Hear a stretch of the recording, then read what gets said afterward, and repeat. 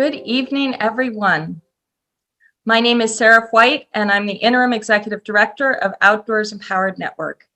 Thank you so much for taking the time tonight to learn more about this incredible organization that I have had the privilege to work with and lead in this past year.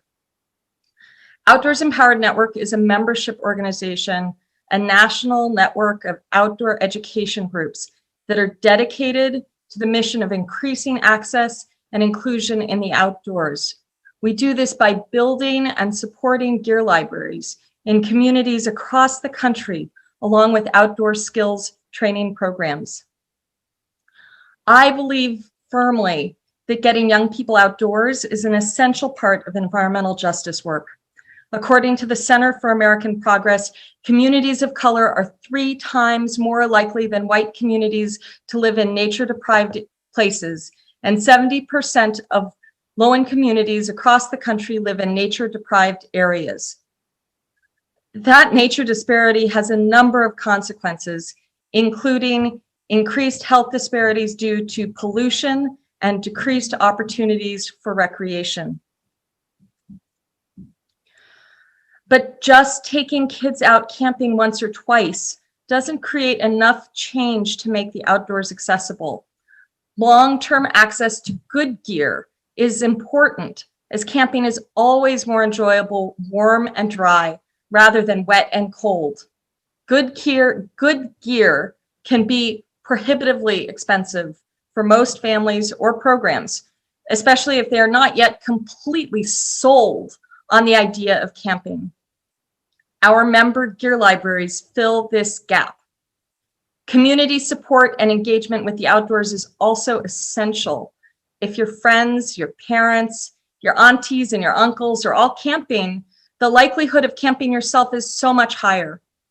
Our training programs help revitalize camping skill lineages, empowering communities to take up outdoor activities in their own culturally relevant ways.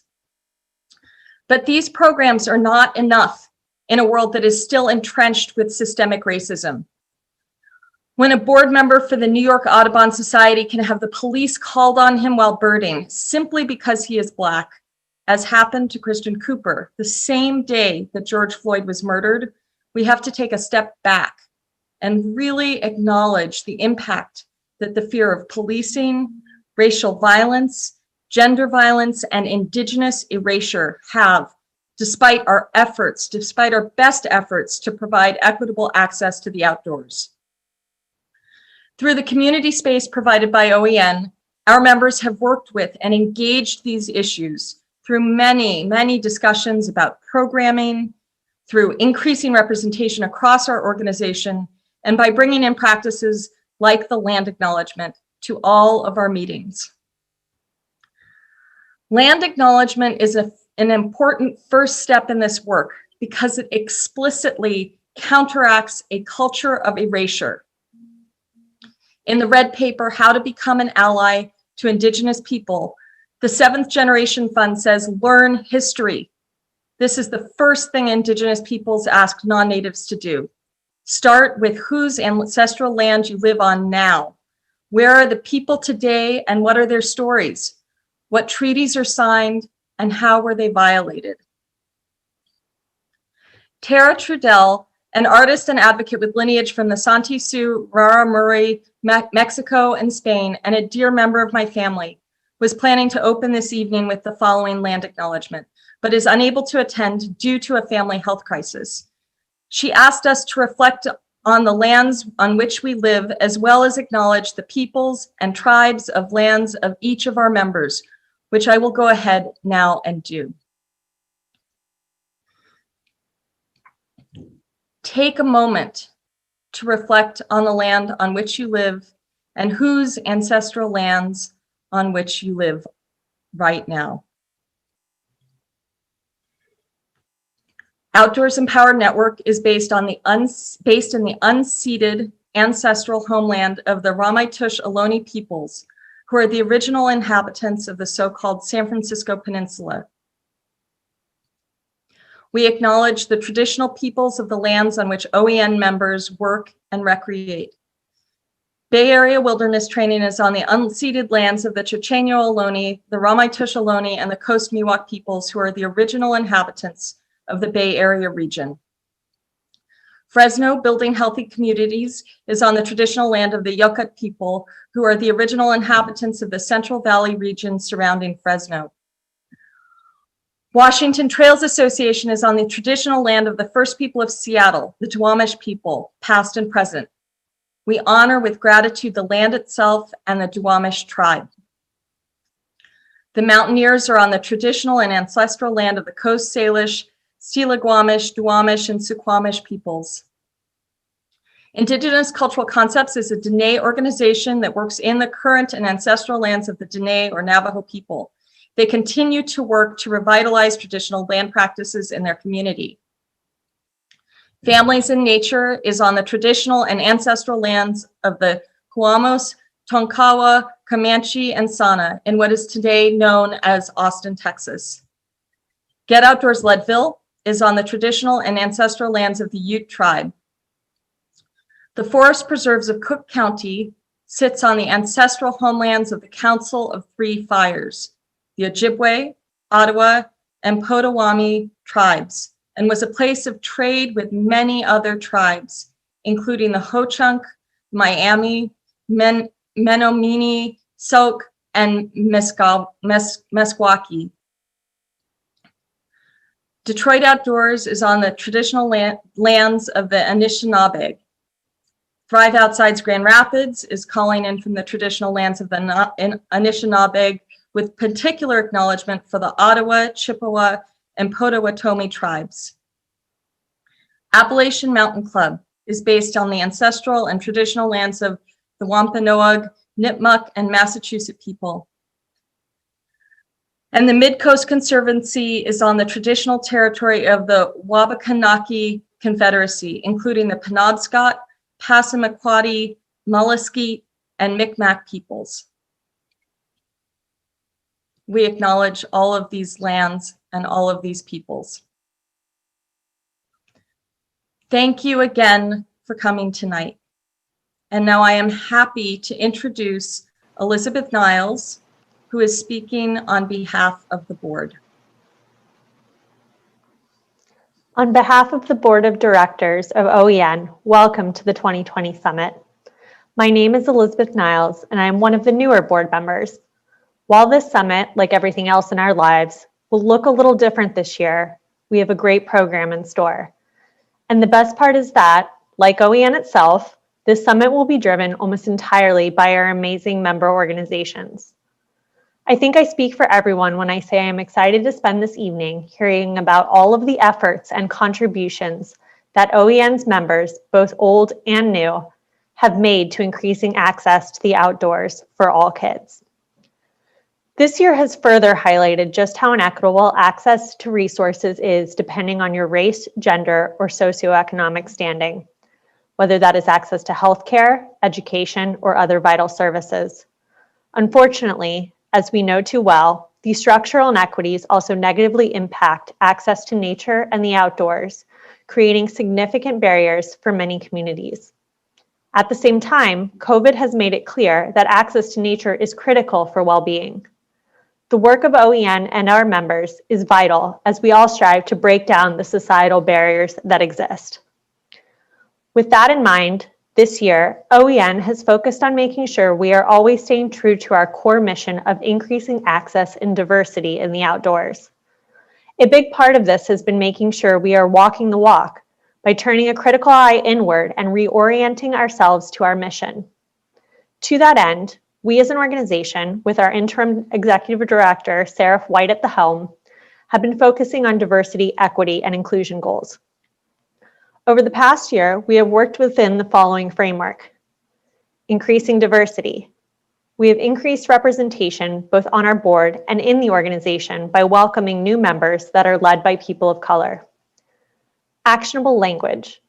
We have focused on our language, starting with updating our mission statement and continuing with member conversations about how industry language itself limits who has access to the outdoors. Trauma-informed work.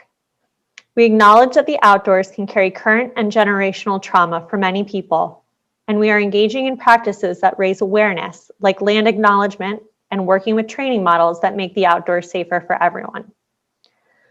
Cultural change. We have worked to change our organizational culture to focus more on equity by reducing barriers to our membership while maintaining the core OEN model requirements. Industry leader. We hope that our work has been and will continue to be groundbreaking in the ways that we are increasing access and inclusiveness in the outdoors. The work is far from done, but we know we walk hand in hand with all of you in pursuing our shared vision of a world in which all children can grow and thrive through access to the natural world. Thank you for all of the work that you do. With that, I'm delighted to share on behalf of OEN this short video.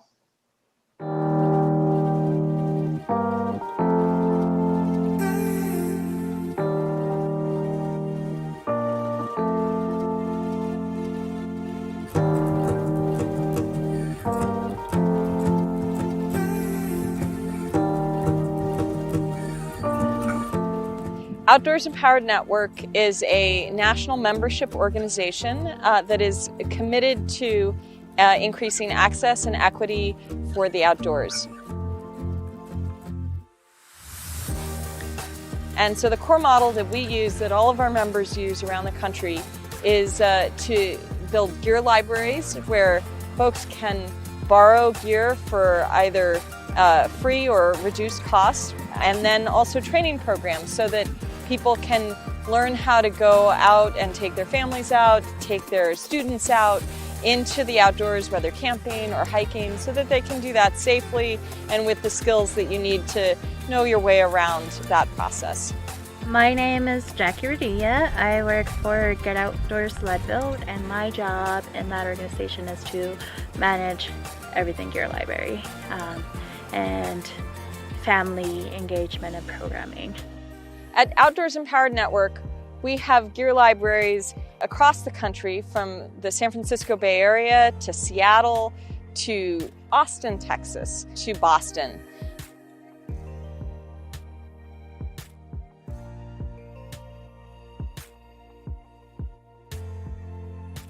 The best thing about the Outdoors Empowered Network is the fact that you are a network. You hold hands, you reach across, you work together, and you share each other's successes and each other's challenges. The network to me is this amazing community of professionals and dedicated, passionate folks that want to help people get outdoors. And I see that there's this common bond that I have with them, and it's an opportunity to share our knowledge, our experiences, our successes and our failures, so that together we can learn from one another and be able to do the work that we want to do to help get particularly young people, in my case, outdoors, and just to do that work even better.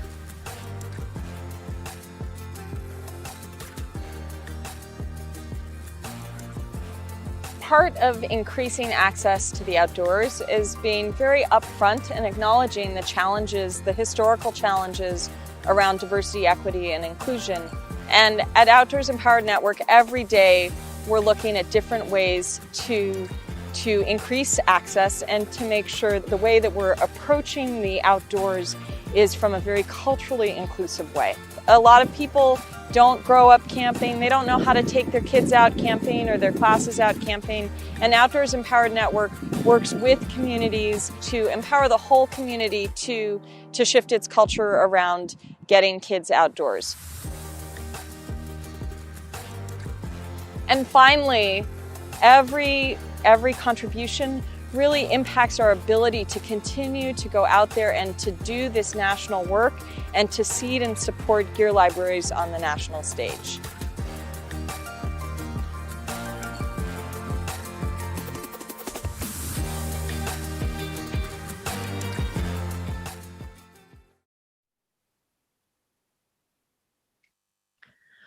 Over the course of the evening, we will be hearing from each of our member organizations. And, it just goes without saying that this year has been incredibly challenging for many of us personally, as well as for organizations doing the good work of environmental justice. But despite these challenges, each of our members has demonstrated resilience and inspiring dedication to our shared mission in unique ways. During this first portion, we are going to hear from the Appalachian Mountain Club, Thrive Outside Grand Rapids, the Mid-Coast Conservancy, and Detroit Outdoors. Appalachian Mountain Club created the original framework for the OEN model in 1968 through its Youth Opportunities Program. Decades later, the dedicated team manages gear libraries throughout the Northeast. Thrive Outside Grand Rapids is our newest member. They are a collaboration of many groups in the Grand Rapids metropolitan area, headed by Parks and Recreation and the organization Our Community's Children. Please extend a warm welcome to them. Mid-Coast Conservancy supports outdoor recreation in Maine through its gear libraries and the protected land in Hidden Valley. And finally, Detroit Outdoors is a collaboration between the Sierra Club, Detroit Parks and Recreation, and the YMCA. They manage a gear library connected to the only urban campground in the city, and they partner with many community organizations to build shared relationships to the outdoors and nature. And with that, it's my pleasure to introduce Jessica Parsons and Jasmine Estrada from the Appalachian Mountain Club.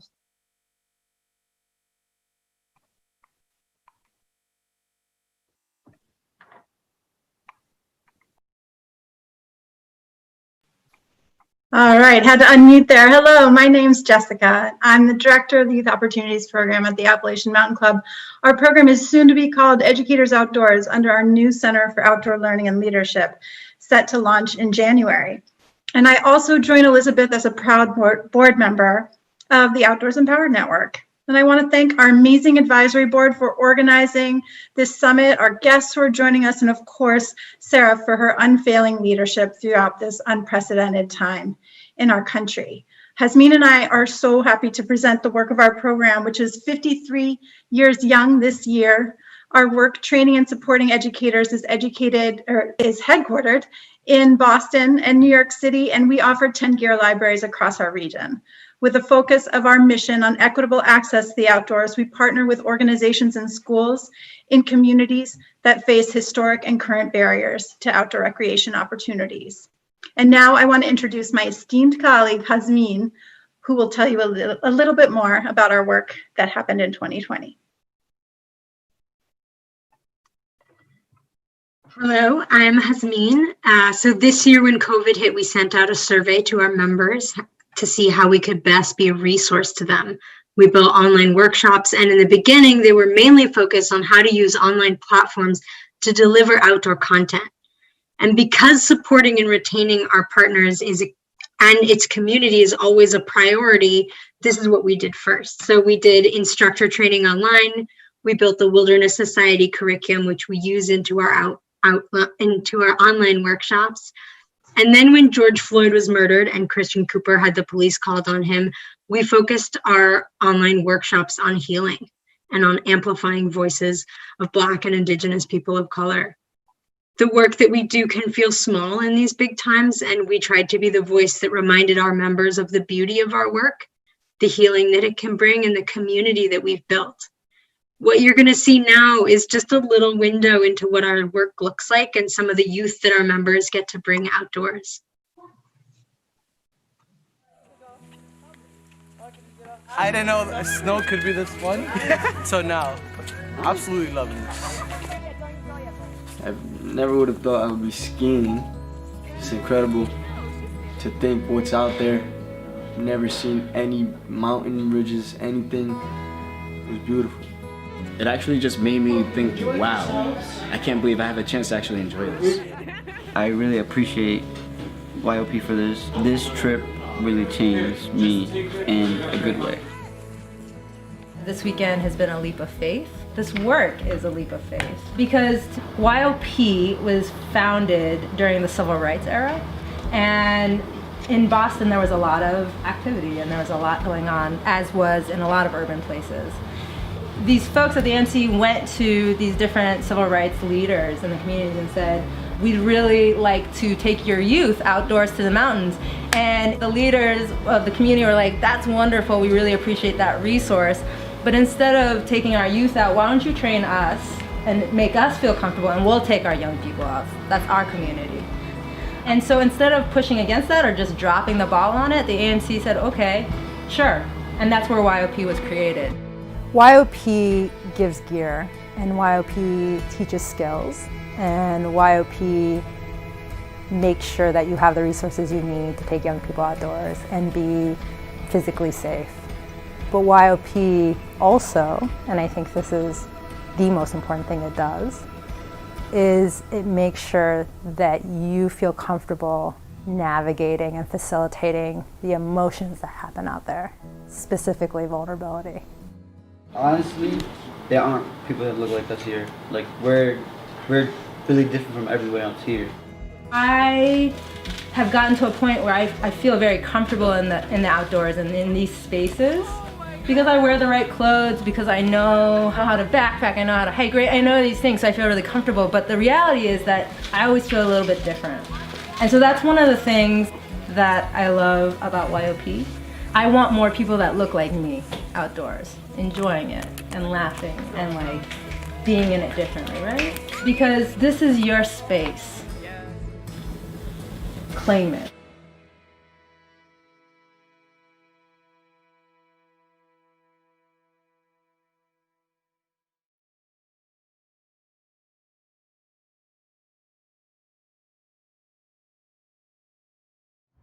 Good morning, Outdoors Empowered Network. David Marquardt, Director of Grand Rapids Parks and Recreation. Super pleased to be a part of your conversation.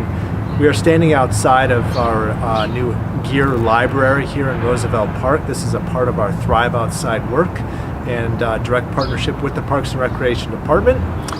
This is such an important component of our work as we work very hard to connect families and youth with the natural environment here in Grand Rapids. That's a really key part of our mission. And so we're super pleased to be able to launch this important component of Thrive Outside and the work that we're doing here in the city of Grand Rapids. Hello, my name is Shannon L. Harris, Program Coordinator with Our Community's Children, which is a public-private partnership between the City of Grand Rapids Public Schools, and community partners. And we're the backbone organization that's connecting young people to nature so that young people in the City of Grand Rapids have equitable access to the outdoors. And we welcome and we thank OEN.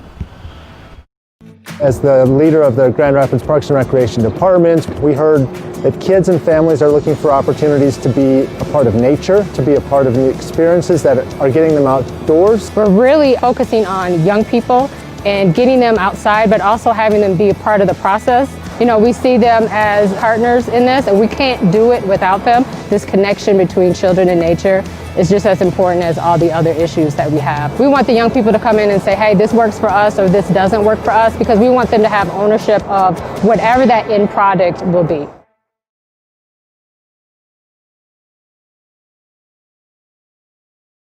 All right. Hello, Outdoors Empowered Network. My name is Sam Truby, and I am the Gear Library Supervisor with Thrive Outside Grand Rapids. Hi, everybody. I'm Catherine Zietze with the Parks and Recreation Department. I've also been really involved with this Thrive Outside work, and so we're super excited to be with you and share today about what we've been working on in Grand Rapids. Just a little bit of context about our community before we dive in. We're situated on the ancestral lands of the Anishinaabe people here in Grand Rapids, and like a lot of other communities across our nation, we have a history of redlining, of disproportionate investment that has really created some disparate outcomes with our communities of color here in the city. And so through this program and through Thrive Outside initiative, we're focusing on some key neighborhoods that will increase access to natural spaces and recreational opportunities for children of color here in our city. All right, so we are in the process of building our gear library and some accompanying training programs. But one of the things that makes us unique is that our gear library is going to serve individuals and families from our community, as well as youth-serving organizations. So we are really looking at ways that we can serve people in local parks with free, accessible programs, as well as camping and hiking training programs for youth workers. And so as we were planning, over this past year and trying to figure out a way to launch this gear library in a time of a global pandemic, we decided start focusing on families more as a way to provide recreational opportunities while keeping people in their own family units. And so that led to our soft launch of our gear library this past fall, where we had a regular presence in 3 neighborhood parks in our target areas. So we just popped up with a van and a bunch of equipment. We had sports yard games. We had things that families could use together, and had some really great feedback. And so through that soft launch, we were able to test out our operations and test out the signage, and then we're going to be able to use the relationships that we started this past fall to really build off of that this spring and this summer. And so we're really excited about activating neighborhood parks, and we see that as a great way to introduce people to who we are, and it's just a great starting place for introducing new activities. In addition to going around to public parks, we do have an awesome facility. You can see our awesome yellow van that's been bringing gear to parks, but all of our camping gear and hiking gear and clothing is going to be housed inside of this facility. I just want to call out, we had some recent support from Merrill that was really exciting. They donated over 100 pairs of shoes and a bunch of clothing to kind of kickstart our apparel line. And so, just looking ahead, we had a great fall as like a soft launch in our neighborhood parks, and getting some youth employees on board. We're looking to continue to build that over the winter with building our inventory of camping and hiking gear, and also building out that gear library space at Roosevelt Park. We're also really excited to start some winter programming with pop-up events, sledding events, and snowshoeing events in neighborhood parks, and also hosting some lending events at our city golf course, where we turn the golf course into a trail hub for fat tire biking and snowshoeing and skiing. And so really looking to encourage residents of Grand Rapids to get outside yet this winter, and we have the winter apparel to be able to support that. And then we're still pushing for a grand opening in the spring of next year, where we'll have all of our camping and hiking gear to be able to support trainings and lending events, and then continuing our neighborhood pop-up events too. So as you heard Shannon say in our intro video, Grand Rapids Parks and Rec and our community's children are the backbone organizations that make up Thrive Outside Grand Rapids. But we couldn't be doing this work without the generous support of our national and local partners. It's with their help that we hope to help children thrive outside. Well, thank you for listening. You can find out more about us or reach us at the links on the screen.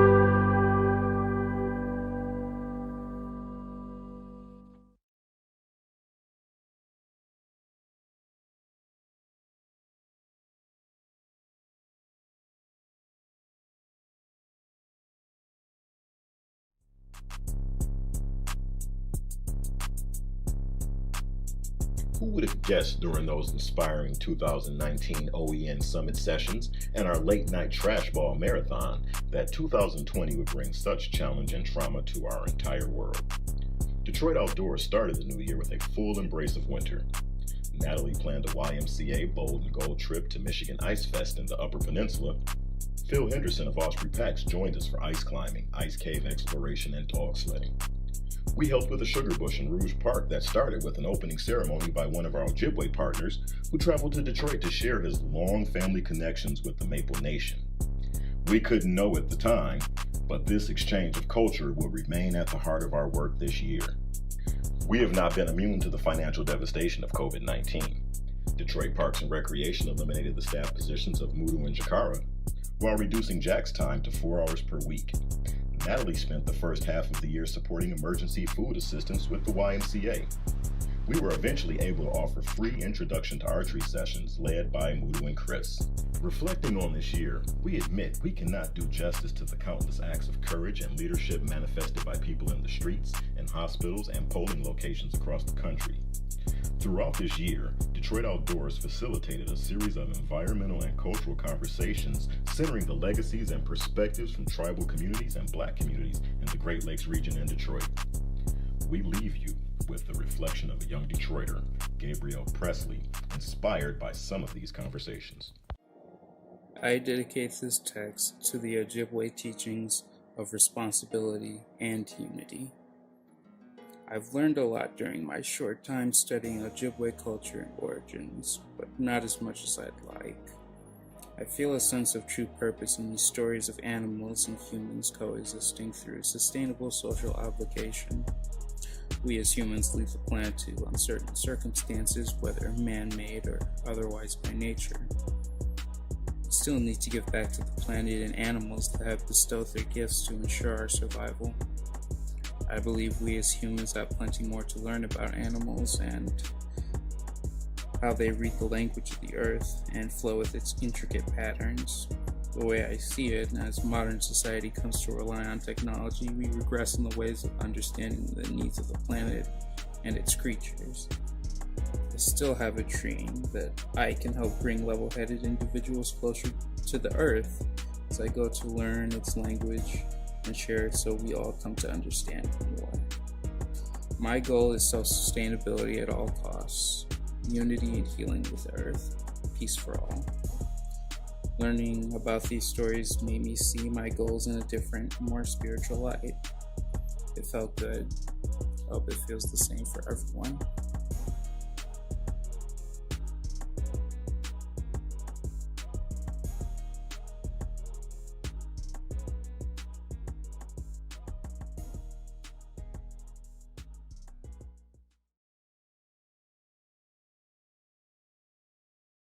And 19-year-old Detroit youth to learn job readiness skill set. I help them be successful in their personal, academic, and their personal life, as well as develop a relationship with nature.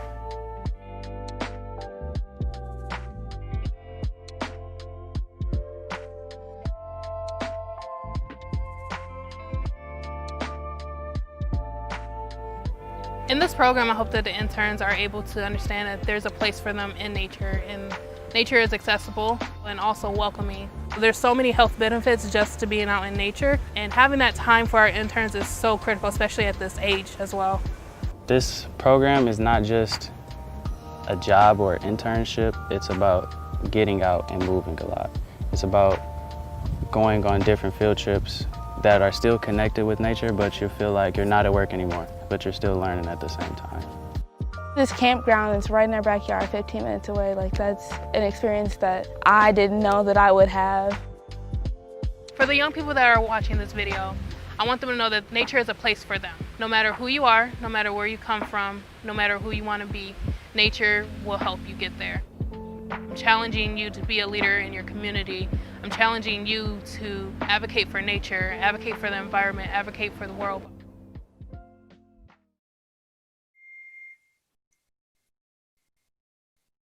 Hello and good evening. My name is Garrett Dempsey. I'm the volunteer chair for the Advisory Council of OEN. And at the outset, I'd really just like to acknowledge the work of the OEN board and staff, Seraph and Hannah. The advisory council knew that 2020 was going to be a year of change and growth, but I don't think anyone was ready for all that this year threw at us. And not only did Sarah step into her executive leadership with energy and heart, but along with the board of directors and Hannah, she helped grow OEN during a year of shattering challenges, and they brought us all together for this annual summit. So thank you. You know, as I started to think about what to say for the advisory council remarks, my mind was blank. The idea of articulating anything of substance and coherent about this year left me for a loss of words. Usually I at least have a couple of jokes or something, but not this time. And besides, 2020 is not a year for jokes, unless you're Dave Chappelle. And in that case, it's like, yes, please, more jokes, sir. But not me. My mind was staring at a blank wall. And I think that's because I really wanted to share something that represented this network of dedicated, skilled, thoughtful individuals and dynamic organizations. So staring into the void, a phrase rose to the surface. We are the network. And I immediately knew that I could look to our OEN members to help me figure out what to say. We are the network is a phrase we like to say at OEN meetings and gatherings, especially our national summit, to capture the way we lift one another up and strive to create a sum that's greater than its parts. We say it with humor, we say it with conviction, sometimes it's uttered through laughs or whispered to emphasize a particular moment. So I asked our advisory council to share some of their words that reflect what OEN means to them, and this is a little bit of what they shared with me. Inspiration, connection, collaborative, fulfilling, friendship, rejuvenate, community, a new outdoor movement, support, constant learning. That one was with an exclamation mark for some reason. Growth, potency. There's so much interconnectedness shown in these words, and there's also joy and fellowship. Let's think about a couple of these words. Fulfilling and potency. One speaks to a state of being satiated, satisfied, maybe even at rest. The other, perhaps also describing a state of rest, but also highlights the energy and power to bring what's next. We can see these concepts and many more manifest in just one of the newest OEN members, Fresno Building Healthy Communities. This is the largest city in the great Central Valley of California. Our country, indeed the world, takes so much from that valley. The land, the plants, the animals, the people, the water, constantly giving. Fresno communities can teach the rest of OEN how to build a new outdoor movement. Fresno can lead us in rejuvenating our relationship with that land and help us fulfill our original obligations to the great Central Valley and all that flows through it. Snow melt flows down from the Sierra Nevada and it settles underneath Fresno, though it's still moving and it's filled with potency. Thinking of water, I'd like to draw our attention to the Great Lakes as I close my remarks. 1/5 of the world's fresh surface water is found here. It's Anishinaabe land. It is the land where food grows on the water, and it is home to 3 OEN members. In Braiding Sweetgrass, Robin Wall Kimmerer shares the Potawatomi word popoe and passes along its translation as the force which causes mushrooms to push up from the earth overnight. I love the idea of potency that word evokes. So as 2020 comes to a close and lays itself down on the detritus of the years, I encourage us to see the many threads connecting OEN members. As we work in our communities with partners at the grassroots, let's imagine those thousands of threads communicating sentiments, ideas, and resources throughout our network. And let's remember that we have potency to create something new by being grounded in what is. Popoe. We are the network indeed. And now I have the honor of introducing our keynote speaker. I can't think of a better person than CJ Golding to offer remarks this evening. I feel like I know CJ in a couple of different ways, one through personal interactions and meetings over the years, and another through the many network connections that we share. His CV hints at how he moves through our new outdoor movement: Children and Nature Network, Natural Leaders Network, Fresh Tracks, the Avarna Group, and I know there's more. Almost everyone that I know in this field knows CJ in one way or another, and across the board, when his name is brought up, it's brought up with a smile. There's so much more I could say about CJ, but I'll just add that I appreciate the way he builds relationships and celebrates others. And it is with a big smile and a heart filled with gratitude that I introduce and welcome CJ Golding. Hi, everyone. Good evening, and it is such a pleasure to be here and to just be sharing with you. Thank you, Garrett, for that introduction. I really can't remember the first time that I met you, but I feel like I met you 5 or 6 different times for the first time. So that, again, goes to what you shared about the power of being connected, the power of a network. I do want to express gratitude to Seraph, to Garrett, to the rest of the individuals who are a part of this network. I think even just watching the videos that were played so far and looking at the lineup of folks in the network, I'm excited just to see so many friends and colleagues and peers who are a part of the network and who are doing this work of connecting people and communities to the outdoors. I also do want to acknowledge the land and the people of the land of where I'm calling in from. And so I do want to extend gratitude to the Lenape people who have been the caretakers and who are the caretakers of the land now called New Jersey. Like Garrett said, my passion and my life's work is rooted in liberation for all people, primarily communities of color, my communities. And that liberation not based in the structure this context of white supremacy that we see invade our lives on a daily basis. For me, my work shows up in a commitment to organizing and redistributing power and resources in order to achieve equity and justice. I pour energy into building community and relationship between people of different backgrounds. But also people and an empowered or emergent vision of the future. And from what I know from working with folks in the network, from what I've seen in videos so far, I feel like that's the reason why we do this work. That's a lot of the reason why we do this work in general, to build those connections, to repair some of those relationships, to center communities and restore. I think in talking to Sarah, she used language of restoring an outdoor lineage to communities that have been excluded and oppressed for far too long. And to bring what is a human right, especially we've seen this really emphasized during this pandemic when we've all been quarantined at home, and we've realized how important the human right of connection to nature is, whether it's in your front yard, the ability to go to a park, or the ability to explore public lands in our areas. And we've also seen just the interaction. I think a couple of times we've seen it, we've heard it mentioned on this call, but we also realize why diversity, equity, justice, and inclusion show up as such important values in this work that we're doing of connecting people to nature. They're not separate. Oftentimes we'll hear people ask, well, why is race being brought up as an issue here? And we realize how intersectional life it actually is. When situations like Ahmaud Arbery happen, and folks going out for a jog are also in fear of their life. Christian Cooper, who was already mentioned, and countless others who make it very clear and stark how these two interactions, these two factors are part of the intersection that we live at on a daily basis.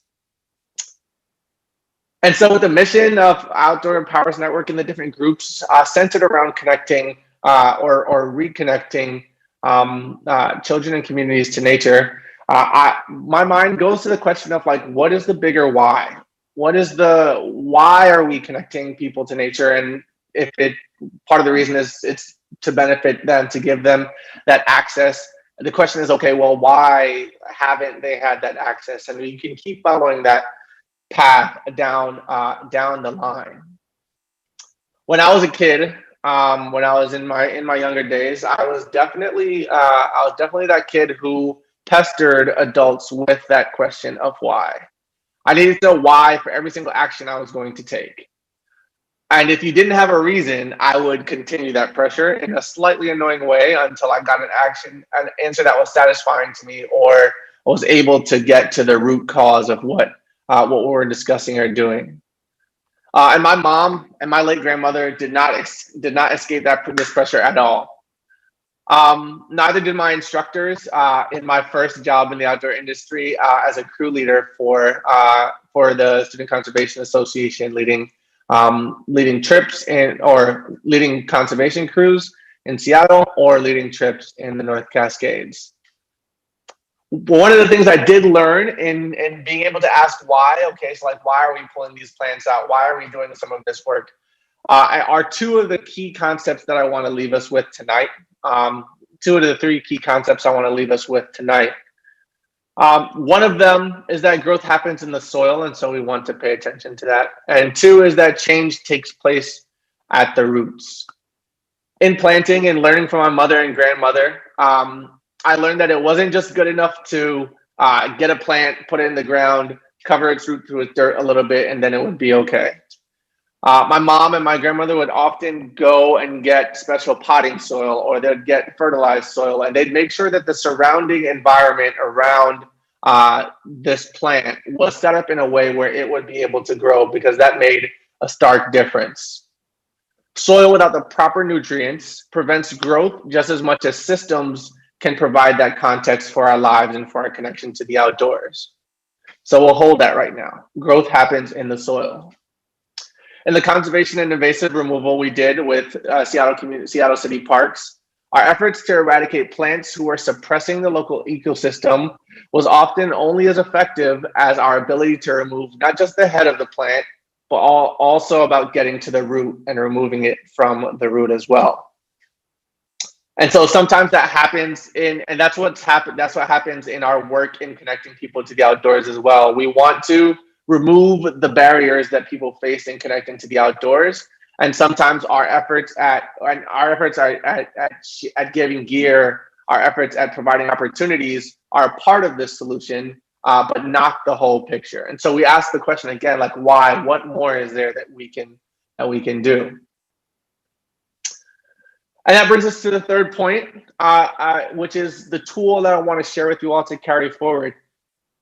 In some of my community organizing and diversity, equity, inclusion work, we've started to learn and use from an organization called FSG's Framework of Systems Change, which shows that change happens at several levels. And I'm sorry I don't have it up on the screen, but you can look it up through Googling that, or we can share it afterwards for more information.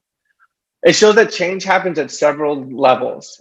Structural change is the most obvious, and that happens with policies, practices, and the exchange of resources. Oftentimes, we look at issues of access to the outdoors and gear as an issue of policy or practice or resource flows like gear libraries, and our solutions start there. But it goes deeper than that.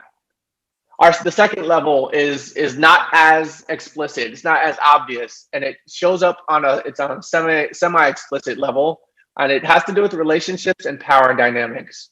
So as we're implementing these policies, as we're implementing these programs, sharing these resources, how do we go a level deeper to the relationships that are built or that need to be repaired?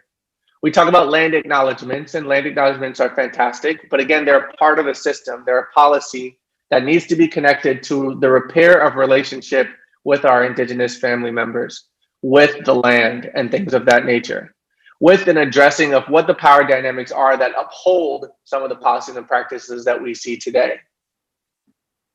And then the bottom of this inverted pyramid that you'll see when you look it up, is our mental models, the ways that people think that we can't necessarily see, and how we can create change in the way that people think or approach nature or connection to nature, or the way that our communities are shaped, or the barriers that they face, so that we can support change that happens on a much deeper and much a level that goes much deeper than just the topsoil. And so here's where we set our learning edge. Here's my call to action for you this evening.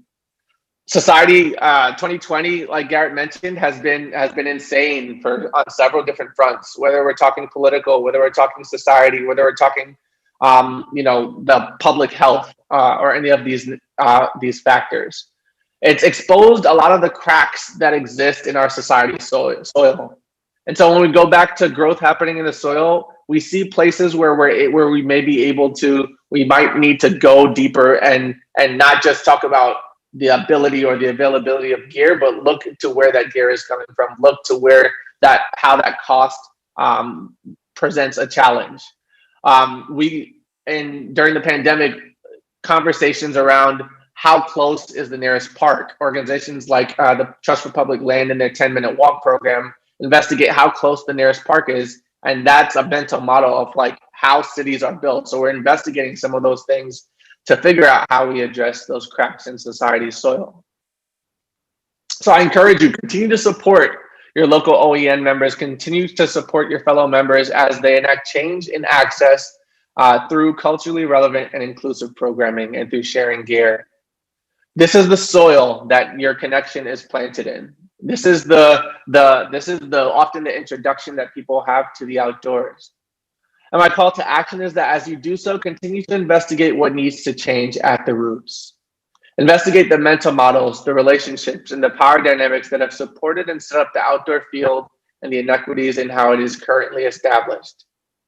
Be that annoying 7-year-old CJ and continue to ask why.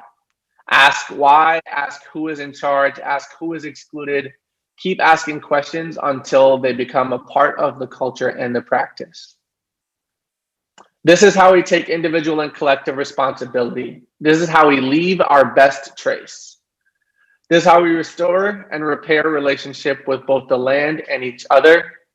And this is how we begin to think in an emergent way, not just about the barriers that are faced, not just about the things that are going wrong and the cracks that 2020 may have exposed in our society, but truly as an empowered outdoors network. And yes, I had to slip that one in there, where we're thinking in an emergent way about the future, the assets we have, and the power that we have to create a world in which we want to live. So happy to see so many friends and faces here tonight. I hope that you were able to gain at least 1 or 2 pieces from this little chat. And I'm looking forward to talking with you all again soon. With that being said, I'll pass it back to Sarah, and you all have a fantastic night.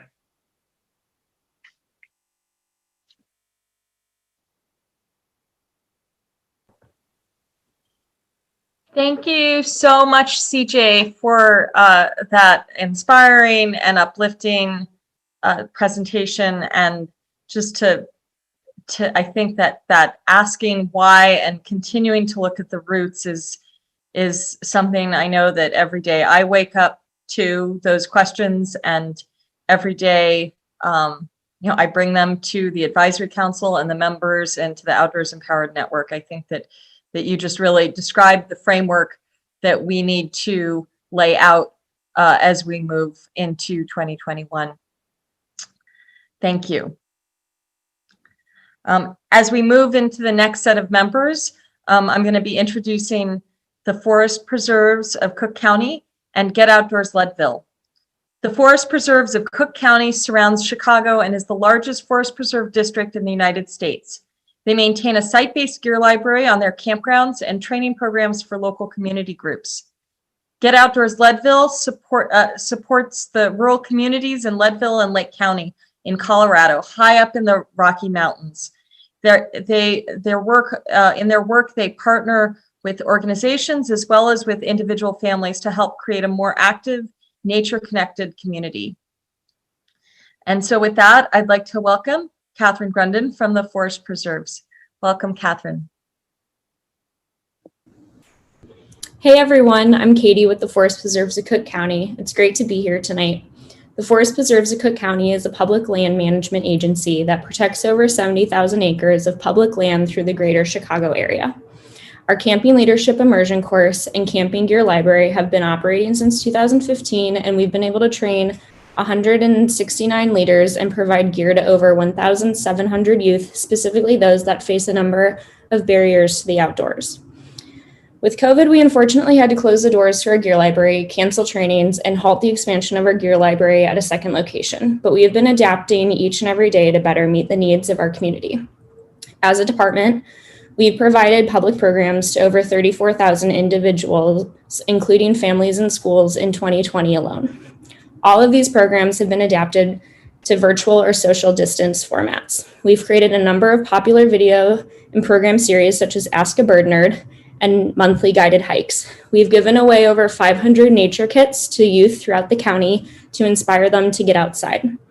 We've taken 75 people out kayaking on the Des Plaines River. And lastly, we are working on developing new training opportunities for youth leaders and teachers to provide them with the skills and tools needed to successfully take their students into the outdoors while meeting COVID guidelines. We are hopeful 2021 will provide new and exciting opportunities, and our hope is to reopen our gear libraries so we can continue to help kids get out to camp. Thank you again for joining us tonight, and now for a short video about the Forest Preserves of Cook County.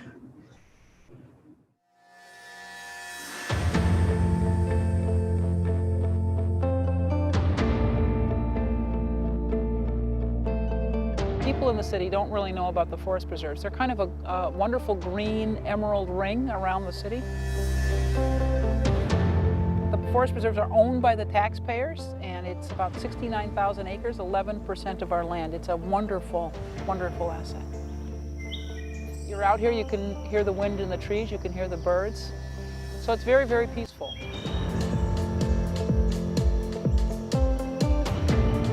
This is one of the oldest forest preserve district in the United States and the largest forest preserve district in the United States.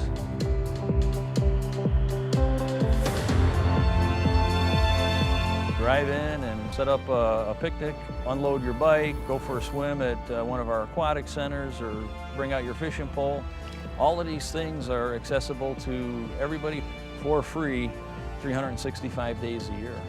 Beyond just active recreation is the conservation side of the preserve and the aspect of land management. We're the last bastion in many cases for certain plants and animals that really are only found here in the forest preserves of Cook County. Zoonotic disease represents the fastest growing infectious disease in the world today, and about 75% of the new diseases are zoonotic, those that are transmitted from animals to humans.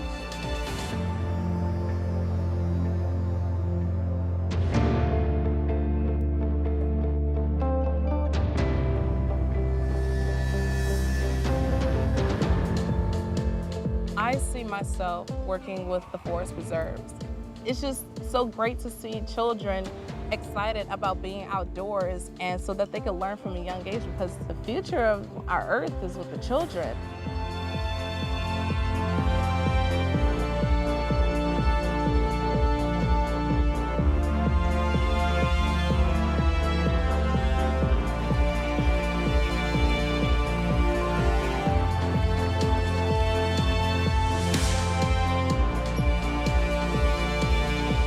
To have this kind of open space so close to a major metropolis is really unheard of. The more people are connected and have an appreciation for it, the more people will want to protect it and even enhance it and even grow it. A lot of people have lost some of their roots of being outdoors. This is something that's a treasure that we need to protect in the long term, and that it is of value to them.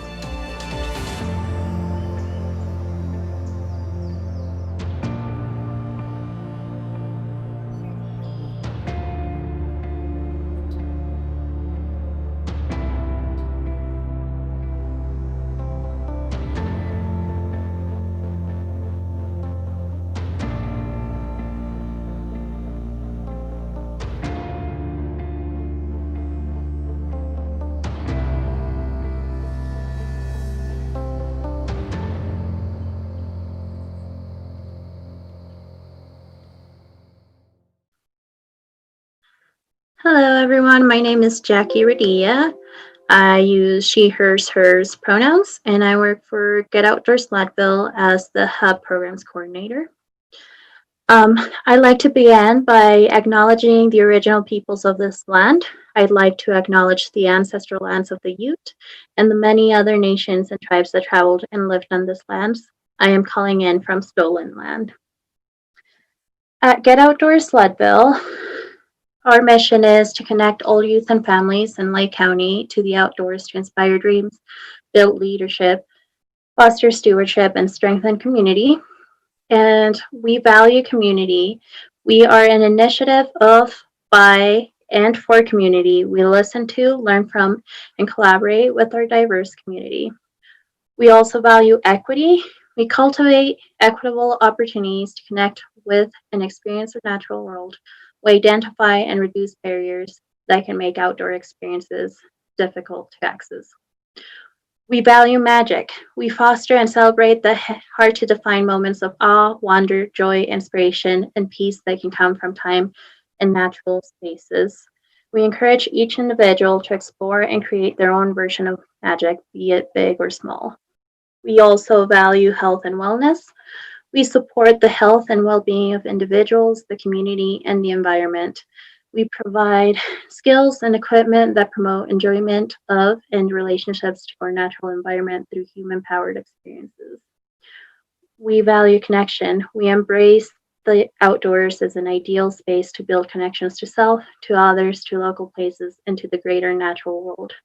And we facilitate outdoor access that optimizes the potential for connections. And we value lasting impact. We focus on long-term positive outcomes and impacts of the community. We commit to acting in ways to best support the interests of the common good. With that said, this year our work has looked different, like the rest of our partner organizations, due to COVID. We are heavily collaborative with our school district, and so most of our focus has been supporting our students. In my community, we are less than 10,000 people in the county, and about 30+% of our people are Hispanic or Latino, and almost 70% of our student body qualify for free and reduced lunch. So with that said, those are the people who we focus on serving. And so the video that you're about to see is just kind of the journey of how Get Outdoors Leadville started and what we have been doing since we received a 3-year grant back in the end of 2016. Get things coming in 2021 is we'll officially have a building for our gear library, which is exciting for us since we've been working on that for 3 years now, not more. So unfortunately, I don't have pictures of that in the video, but I hope that you enjoy what we have been doing for the last 3 years.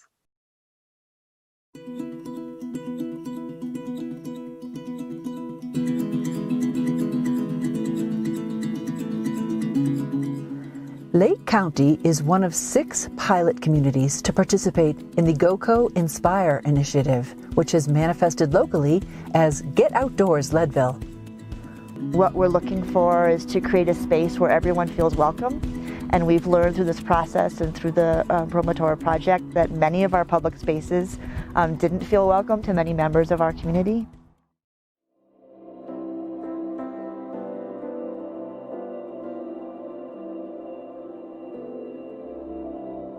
We have a large population of students here who going outdoors is not really within their vocabulary. And we live in this perfect place for that. I think it's a good class for the school because it's kind of fun. Like you get maybe get out of your comfort zone and go out there and do new things. It's pretty nice because you just hear the nature and it's all quiet and chill while you're fishing. That's what I liked about it. My favorite thing about this class is just getting outdoors. It gives me time to collect my thoughts and just get myself ready for the rest of the day. Time flies. You need a lot of patience. Or if you don't have that patience, you could get mad. That goes into other classes too. So this class helps with that because I don't get mad. I just redo. I feel like this class helped me in all my other classes because I could come into this class and focus on just tying a fly. I could do that. And I could go to my next class and have my mind clear and be all good and we could focus on whatever we needed to in that class.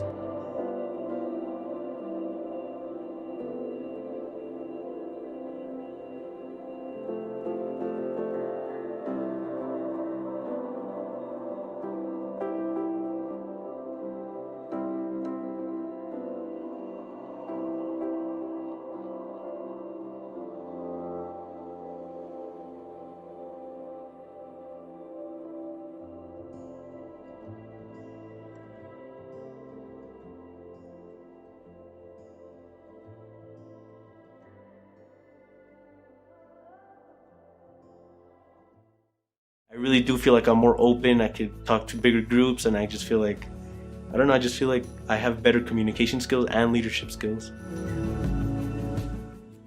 A team of 6 promotoras connected with members of their communities to identify and lift up voices that had been traditionally underrepresented.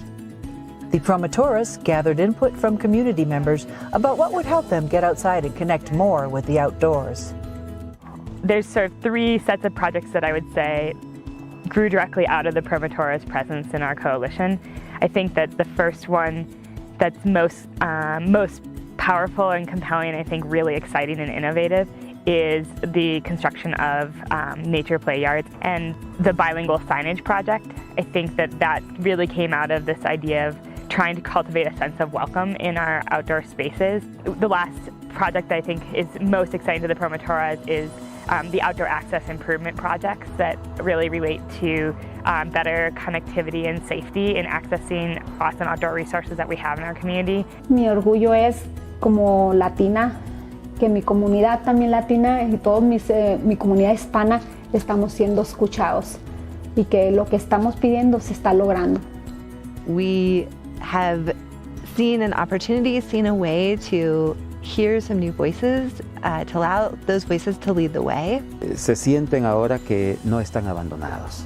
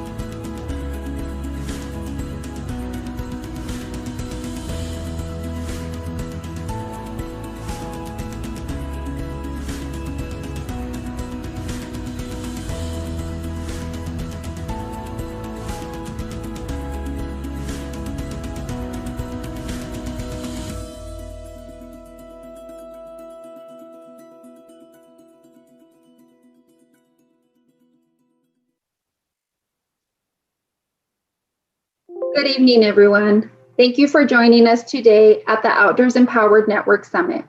We are so pleased to be here with you all today. Fresno Building Healthy Communities seeks to create one healthy Fresno, where all children and families can live healthy, safe, and productive lives. And we are that much closer to achieving this goal through our partnership with the Outdoors Empowered Network. OEN's national network recognizes that involving youth in the outdoors can help to lessen prominent health disparities and how essential it is to not only provide access to gear, but also educate youth of color in order to engage and entice their communities to participate in outdoor activities as well. Being able to participate in the organization's outstanding programs, such as the Front Country Leadership Training, has been instrumental in allowing us to bring outdoor activities and facilitate outdoor education to historically underserved groups like BIPOC and low-income communities. Fresno is home to natural beauty and can often be thought of as the breadbasket of this country. To reside in an area so heavily emphasized by the outdoors and yet face such obvious barriers to access makes it clear that matters of environmental justice are not coincidental. They are systemic and intentional. Key to this partnership and working to address these barriers has been the generous donations we have received, namely from GSI Outdoors. Without GSI's multiple years of generosity with providing OEN members with cookware and dining products adaptable for the campsite, the work we've been doing would simply not be possible. GSI simply asks, what is it that you need? Meets our requests and always delivers. All the while, they are more than happy to do so. On behalf of the OEN community, we are gathered here today to present Tom Hathaway of GSI Outdoors, Director of Sales for North America, with a partnership award. awarded last year to Osprey, technical pack and carry solution manufacturer.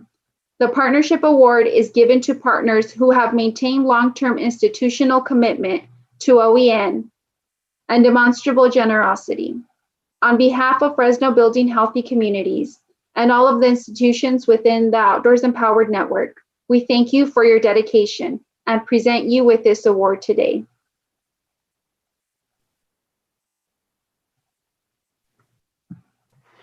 Well, hello. Thank you for that introduction. The gratitude really, I have a little thing to write about, but just after hearing you say that, I wanted to mention that the owners of GSI are three siblings. They started the company 35 years ago. So because it is three siblings that have raised their own families, they recognize the benefits of being outdoors. And so it's been more than a decade that, well, I'll go back to my speech here a little bit. I joined GSI in 2013, and well before I started, the company's primary focus when it came to charitable giving has been to support numerous organizations dedicated to giving kids from inner cities all around the country a chance to experience the outdoors. We recognize a multitude of benefits gained, but also that access to this world is simply not shared equally. I'd like to show a couple images to share a screen. This is, I don't know if you can see this right now, but these are my kids when they were very small, when they were a little bit larger, enjoying the outdoors. And this was last year. So we recognize that being outdoors can build family, can build relationships, but what it also does is we're educating a new generation of decision makers and legislators, maybe not my children, but there's a lot of kids that'll grow up in the inner city that we would like to be connected to the outdoors. The outdoor industry really recognizes this. And so it makes perfect sense to us, and it seems to be the most appropriate focus of charitable giving is, and always has been for GSI, to get children outdoors from the inner cities. It just seems like such an easy ask for us. And like I said, the owners have been doing this for well over a decade, and that's been their primary focus. So the thanks really go to them. And thanks for all the hard work and from the network and everyone else who's always dedicated to get these kids outdoors. Thank you.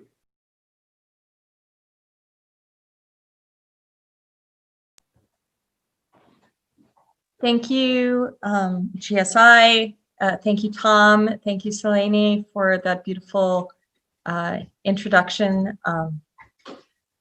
We really appreciate it, and we can't do this work without the generosity of the organizations that provide us gear, and we can't do it without the generosity of everyone else helping, Outdoors Empowered Network, and also supporting all of our members.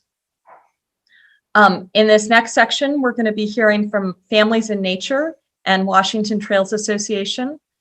Families in Nature is based in Austin, Texas, where they support families, schools, and other community groups through camping, gear, and science curriculum. They have developed the Ecologist School Program, and stay tuned for its publishing announcement.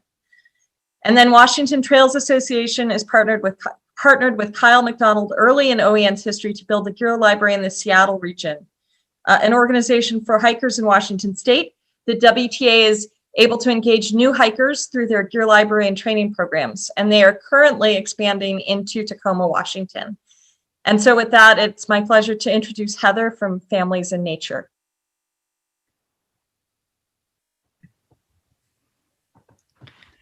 Hi there, I'm Heather Culkin. I'm the founder and director of Families in Nature. I'm calling from the land of the Tonkawa, Comanche, and Humanos people, which is now Austin, Texas. We are a nonprofit organization that brings families from all backgrounds out into nature together to learn, play, and volunteer outdoors. Our programs strive to create ecologically literate, connected, diverse communities that are comfortable in the outdoors and help them fall in love with nature. We suspended most of our programs and just resumed a scaled back. During COVID, we've been working with partner schools and other organizations that we partner with. We released 96 free lessons from our Ecologist School guidebook that's due to be published at some point soon, pending COVID, allowing the printers to print. Those free lessons are in English and Spanish, and they're available on the website. You're all welcome to download them and give them to teachers.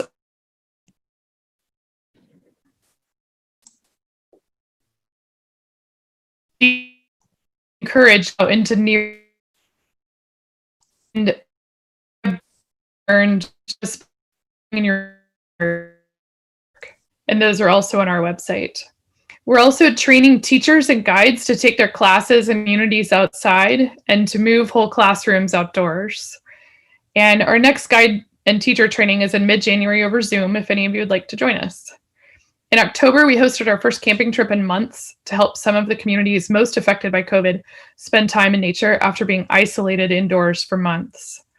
We're so happy to be able to return to programming, to reopen our gear library, and take families back out for restorative time in nature. We hope you enjoy our video.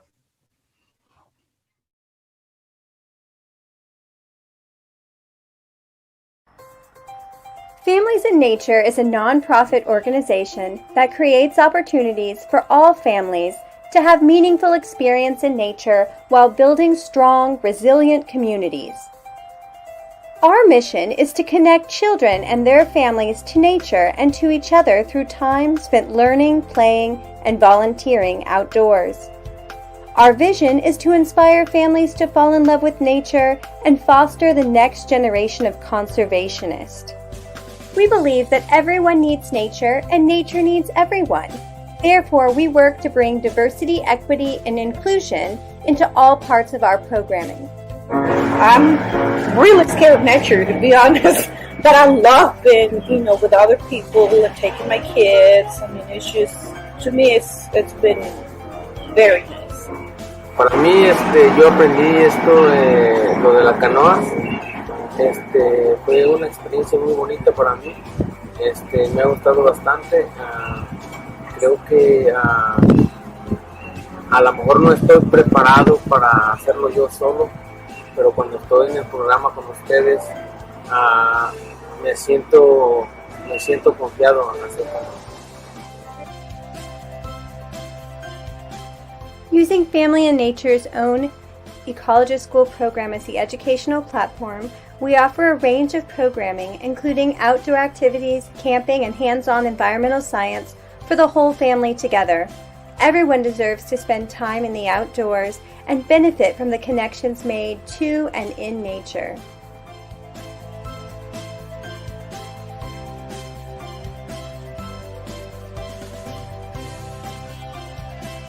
Should all deserve the chance to experience what I got to experience, and it shouldn't just be because they don't have enough money to do it.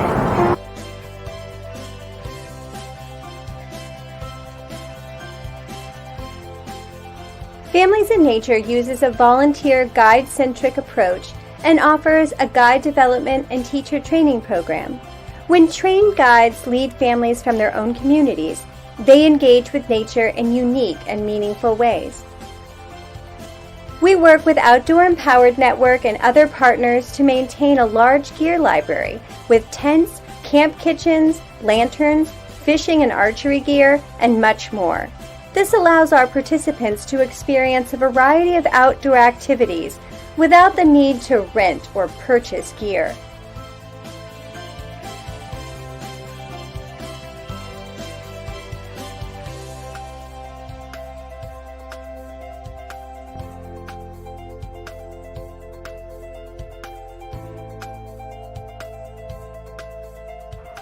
Above all, The goal of Families in Nature is to build strong communities and foster a connection to nature that will ultimately lead to long-term environmental stewardship.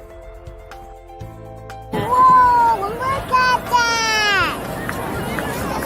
It is amazing!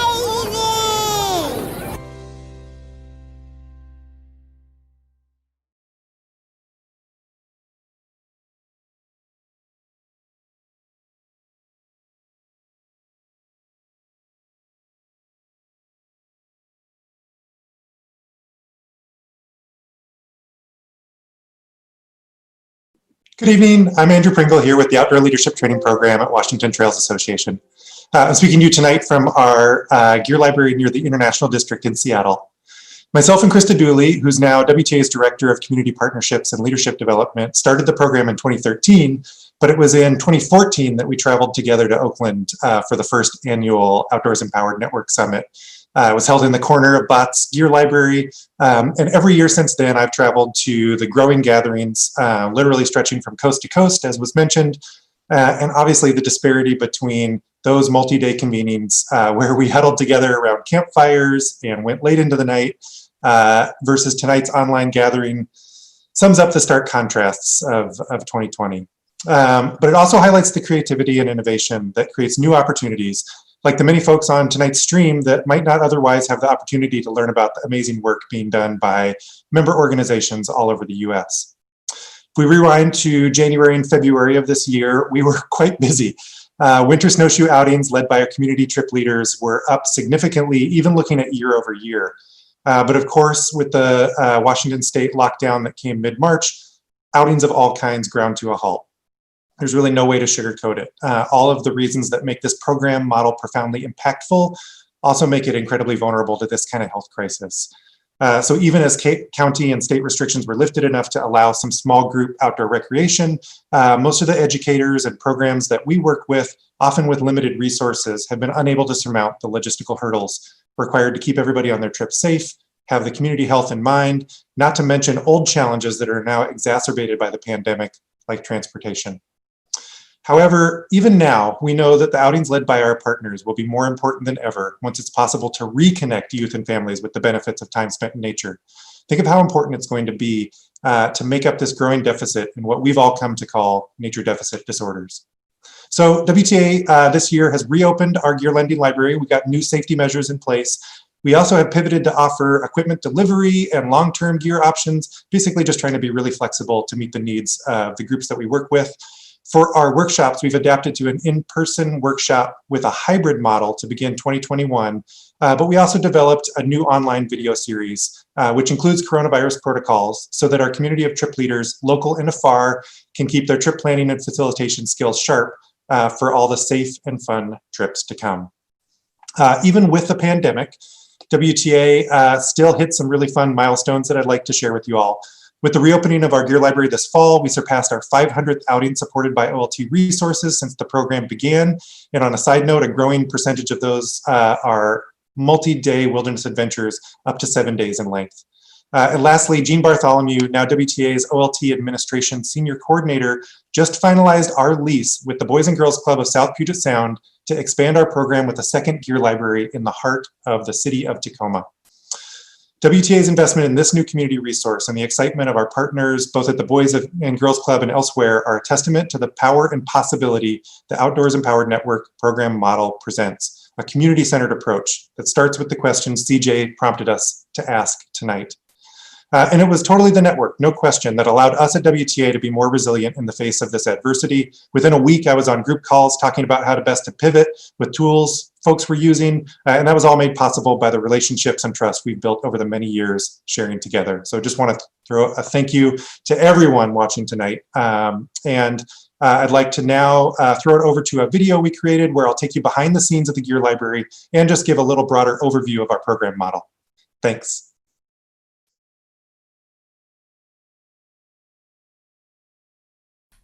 Hi, I'm Andrew Pringle. I help coordinate the Outdoor Leadership Training Program here at Washington Trails Association. I'm excited to tell you a little bit about it, and today I'm at one of the program's amazing offerings, the free gear lending library for schools and youth serving organizations. Washington Trails Association mobilizes hikers and everyone who loves the outdoors to explore, champion, and steward trails and public lands.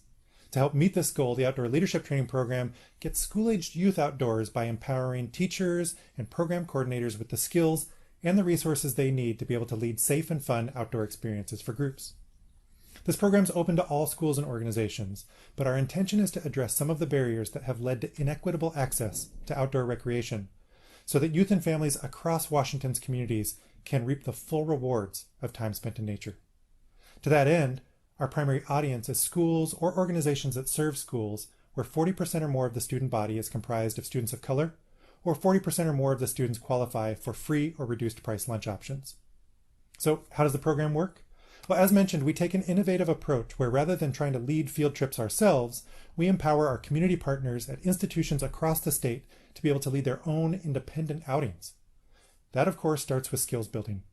Throughout the year, we offer outdoor leadership training workshops where we go into the field, hiking, car camping, backpacking, or snowshoeing to discuss the considerations for planning and facilitating a successful introduction to these activities for groups. The trip leaders get to learn about leave no trace, risk management, food and nutrition, games and activities, as well as a host of other important considerations and topics, while also getting to try on the leadership hat themselves and reflecting on that time spent in front of the group. There are other barriers at play, and one of the most key barriers, as you can guess, is funding, particularly for transportation. Washington Trails Association offers mini grants where trip leaders can easily apply to get up to $500 of their trip expenses reimbursed by WTA. That could cover transportation or fuel, but it could also cover permits, food, or other trip-related expenses. And we make the reporting really easy, so we're not taking more time or energy from these trip leaders than necessary. Lastly, arguably the biggest resource is here with our gear lending program. I'm at the Seattle Gear Library, literally surrounded by thousands of items that are available to these trip leaders to outfit not only the youth, but also the adults on their trip. We work with manufacturers like Keen, Osprey Backpacks, MSR, and Columbia Sportswear to get really top-notch gear for these groups to use. We're not trying to say that you need to have the fanciest, newest equipment in order to enjoy the outdoors, but we want everybody to have appropriate items for the day. And particularly in the Pacific Northwest during the school year, that could mean a cold and wet day. We want folks to be focused on the activities and having fun, bonding with their friends, and not be worried about whether their hands are cold, their feet are wet, or their jacket is going to soak through.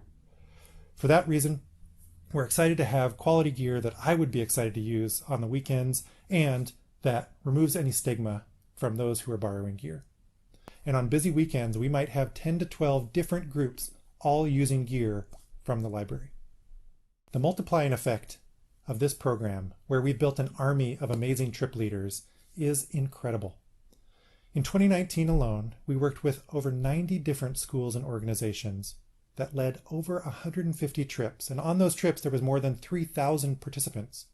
That's in 1 year alone, and since the program's inception in 2013, we've empowered more than 10,000 of those individual experiences. Like all Washington Trails Association programs, your support leverages the passion that exists in our community. That couldn't be more true for the Outdoor Leadership Training Program. We're excited to be expanding, and in 2020 we'll be building a new gear library down in Tacoma to better serve Pierce County and South Puget Sound. That expansion will help us reach new audiences and develop new community partners. And with your support, we can continue to expand the OLT program to reach more communities across the state and help ensure our vision, Trails for Everyone, forever.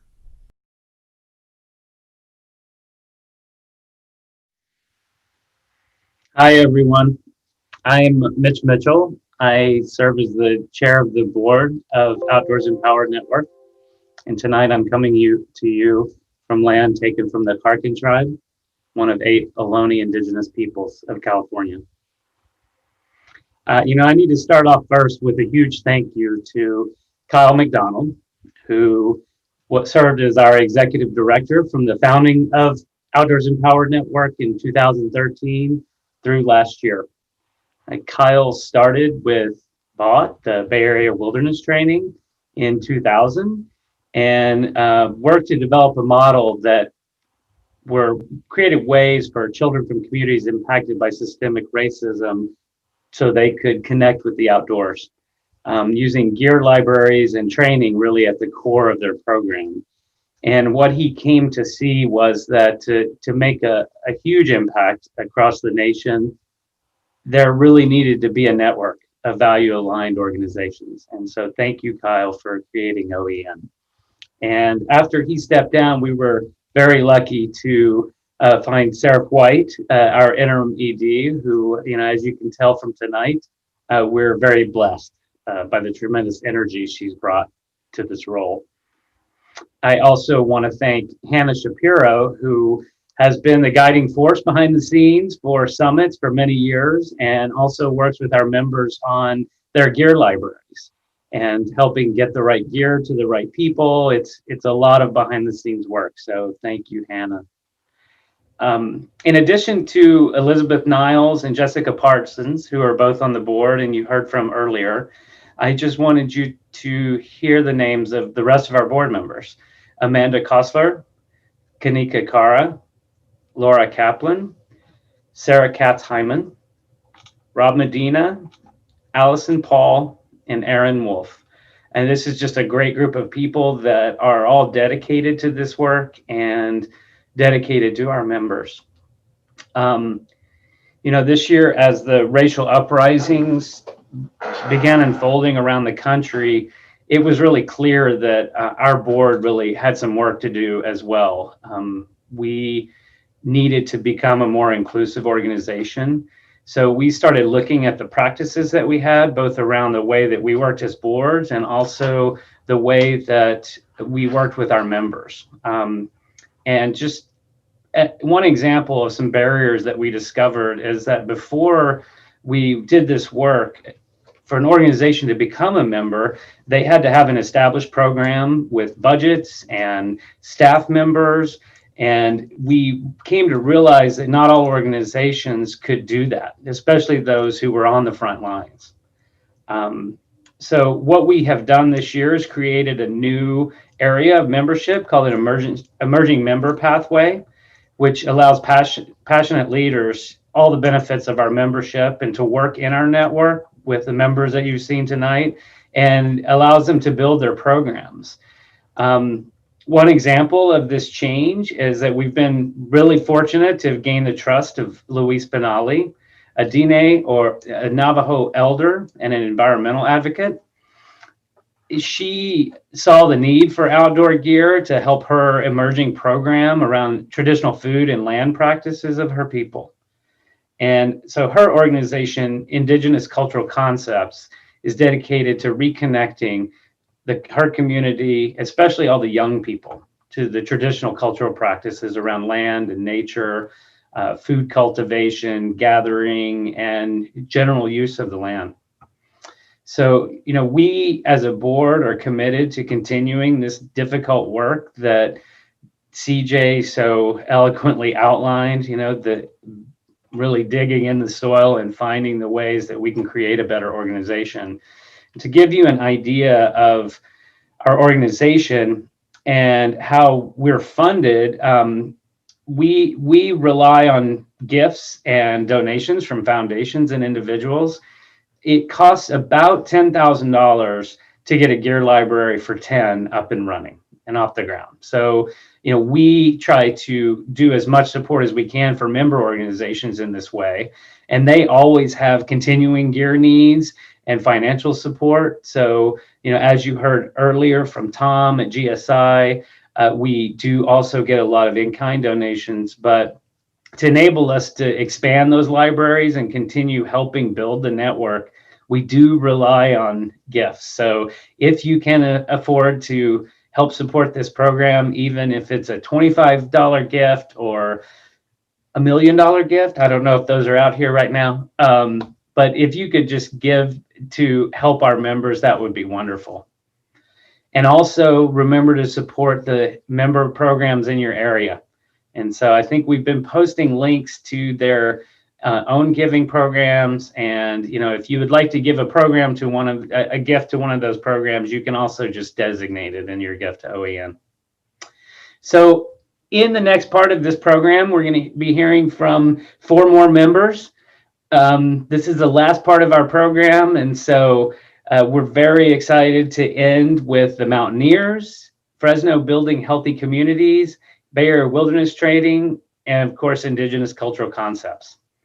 The Mountaineers joined OEN at the beginning of 2020.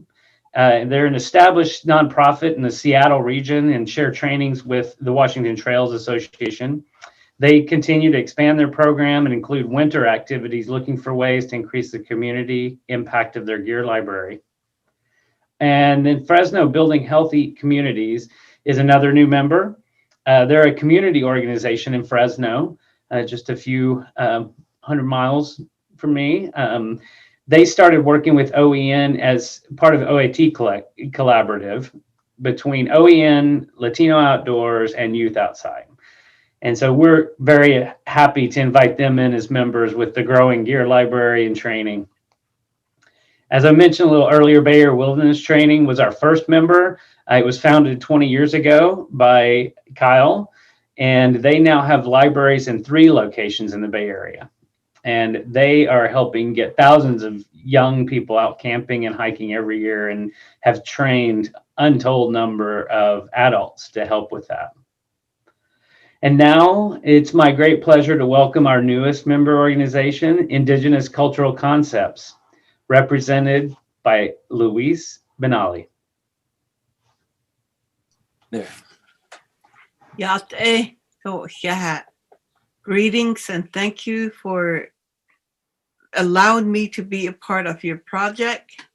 So it's very inspiring to see all the different activities throughout the country for the youth, the communities, and beyond. And so in our part of the world, we have always been a part of the environment, and that's what we are. And we continue to practice that way. And a lot of times we're in the marginalized communities. We're not in my own community of Big Mountain. We are basically outcast by the state, the federal, and the tribal governments. So for us to continue to live our way of life, we have to teach our children, our future generation, how to be that person, how to be that individual that lives with the earth. And I teach this for over 40 years now as a clan mother, a grandmother, and a mother. And so our way of governing ourselves is through clanship. I'm a clan mother. That's my clan. And I am related to Tapaha, my father's clan.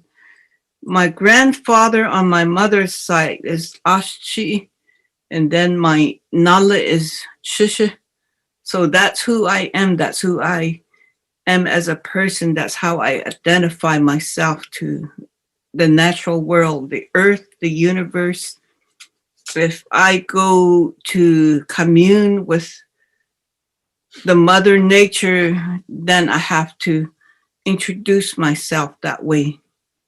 And so that's what we teach to our young children. Know your identity, first of all.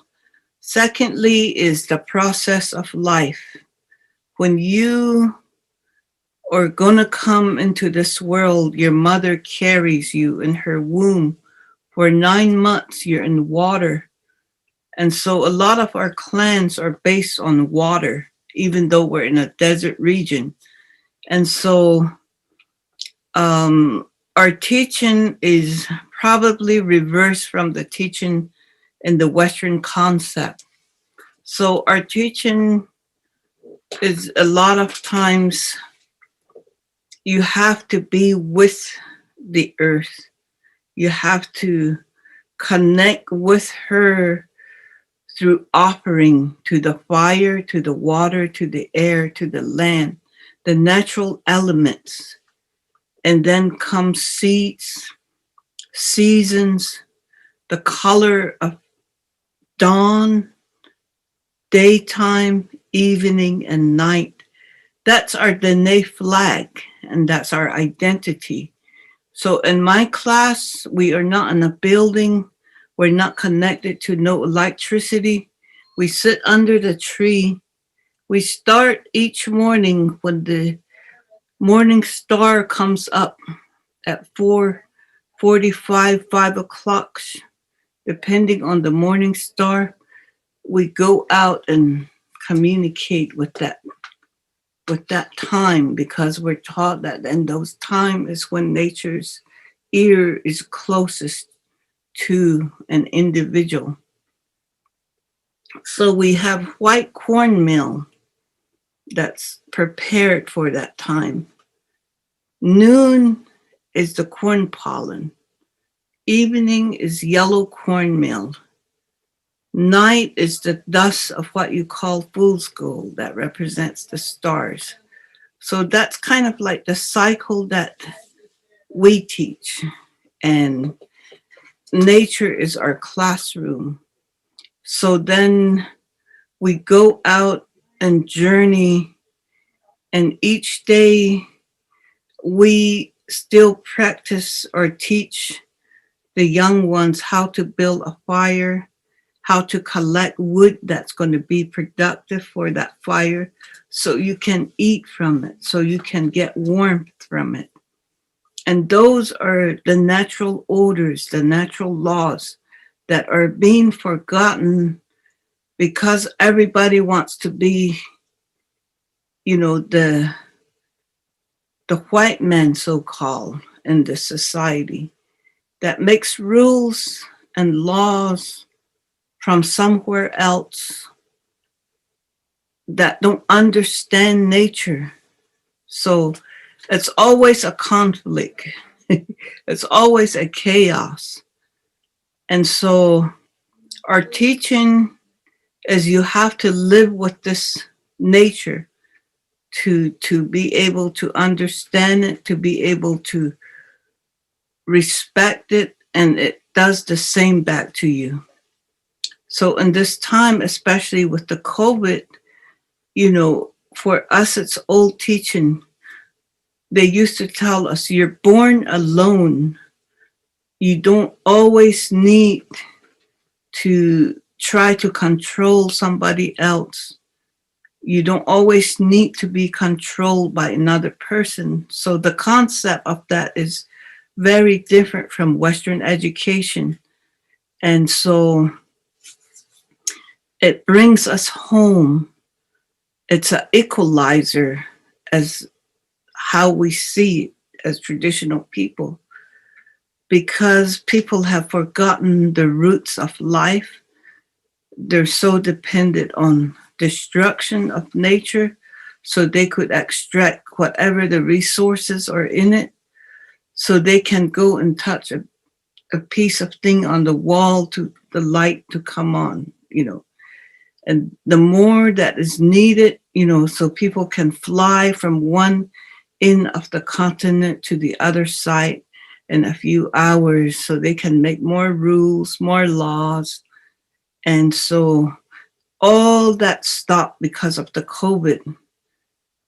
And so it's like things are at a standstill, but that's what nature called for, so that everybody can get back and remember that they come from the earth.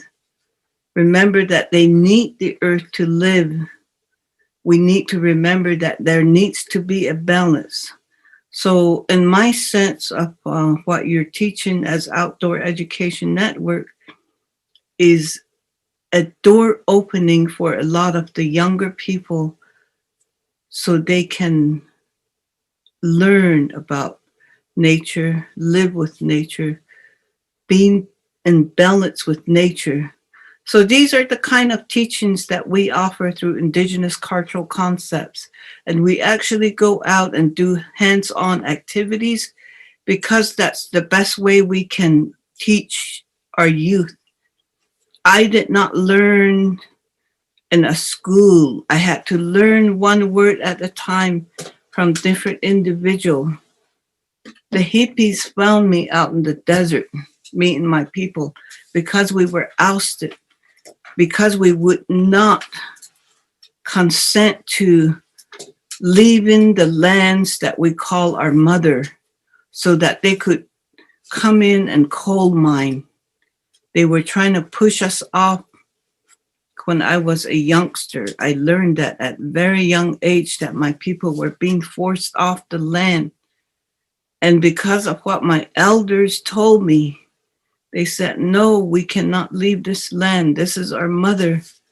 And somehow we have to learn to communicate that to the people that are making all these laws in a place called Washington. And so I had to take it among myself to learn each word the best way I could, to let the people that make the policies know that we are not leaving this land, and extraction of fossil fuel is not acceptable, and it will not happen. It took us over 46 years or so to get that point across, but we got it across as a couple years ago. The energy company that was extracting the resources, calling for us to be removed from our lands, decided to leave because Babylon was crashing and the environment was starting to get hot, or, their money was not working anymore. So by 2018, 19, around that era, they said, okay, we're going to leave this land and move on because they're not buying the coal no more. And thank God California didn't want fossil fuel anymore. So they pulled the plug on them, and slowly, our so-called tribal governments learned that, but it took them a long time to learn that it wasn't good for them. So they said, okay, we need to get away from this. But throughout all these 40 years, we had to also remember that we had future generation, we had children, and we have to somehow give them that teaching. And it was up to people my age group and a little bit older. We were young and we saw what was happening. So we got together and started doing survival school, where we taught the children how to survive from the land. And we continue that to this day. And, we're always disqualified in the white man's thinking. They say, oh, your organization, blah, blah, blah. But, like I said, we're set up with natural laws. We go by clanship, clan mothers. They are the ones that make the decision because they're the ones that hold the rules of order in each home. So then clan mothers are responsible to uphold that and to oversee the teaching of those things. So that's how we are in our culture, and that's what we continue. And thank you, Outdoor Education Network, because you opened a door for us by supporting us with, a few sleeping bags, a couple tents, floor mats, a few cooking tools, because we will use those to teach our children, our grandchildren, that, you can share. It's called sharing. And, that's who we are, just so that you know who we are. And a lot of times we don't fit in the picture of the Western concept because we're not really a part of that society. We're still holding on to our lands. We're still holding on to our ways of life. And a lot of times there's legislation and policies that try to box those in from us, but we overstep a lot of those so-called laws and rules because we have our own laws with nature, and that's what we have to uphold, and that's what we're doing. So thank you, and we hope you enjoy our little film.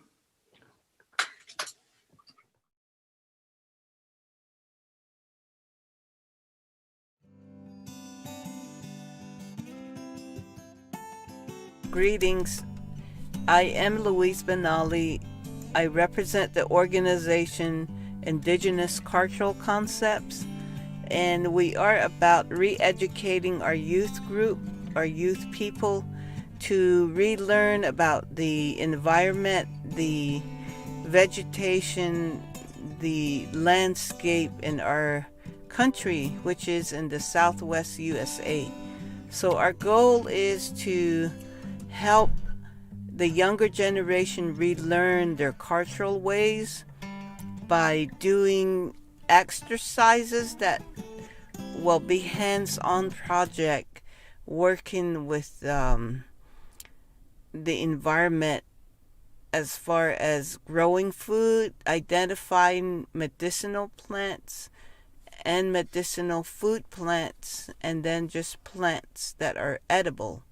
So through this program, we try to emphasize that as much as we can, and also we are identifying these places and things and applying the indigenous language that is very needed in our communities. So we work to restore the environment and the systems that have been broken, that have been many generations. So this is what we do. We do appreciate outdoor education program is doing for us and with us. I like to bring the kids out so they can understand what it's all about, what life really is all about, besides the Western concept of how life should be. So as an indigenous people, this is life. It is alive, and it revives us. It can heal us, and it will make a difference for us if we just connect with it. So in my teaching with the younger generation, I try to emphasize that, and along with that, I try to show them what's beneficial to our health, to our life, as in food, as in medicine, and I feel good about that. And I want them to feel good about nature and to be with nature. So there's a lot of components to that, but I just try to let them know that nature is our law, nature is our way of life.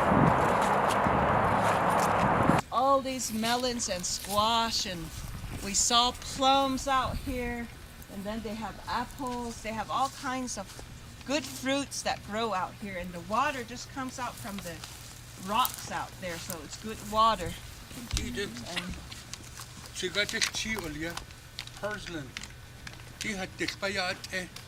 So if you have, heart problems, it helps control high blood pressure. It grows wild with the cloud and that's the food challenge on your t-shirt. It says food challenge. So in here I was told globe mellow along the fence. Orange flour, that's edible. When you dry this out, you can put this into white cornmeal, add it on to your breakfast. So grab a few of these. They'll go into your food. It has a lot of vitamin C. Yep. So if you have a cold This is it. or feel like you're going to catch a cold, eat some berries. One mouth or 2 mouthfuls. That's all it takes to get rid of a cold. You can also turn this into tea. Steep. You can tweet berries or twist it. You take a cloth beach it out. You dip it back and forth. Or you can boil it, just like Louise is saying, it's good for bronchitis. It's also a good drink. It's a smooth drink. You can add this with the berries. You can add this to your meat. Your mutton. Fry it, you bake it in the oven. So it gives it a flavor. Just imagine how much food our ancestors had in their backyard. They didn't have to go to bashes and waste money.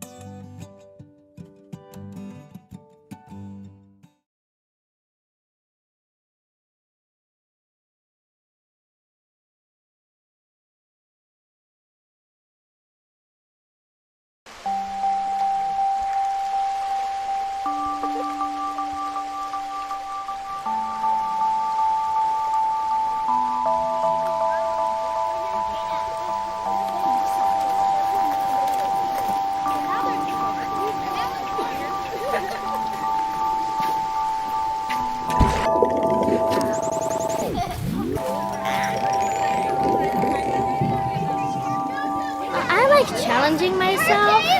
When I get to the top, I feel really good about it because usually I don't think I can do it. And each time I try going on a higher and higher walk face until eventually I feel just confident climbing on my own. I tried to get my neighbor to lend me some rope.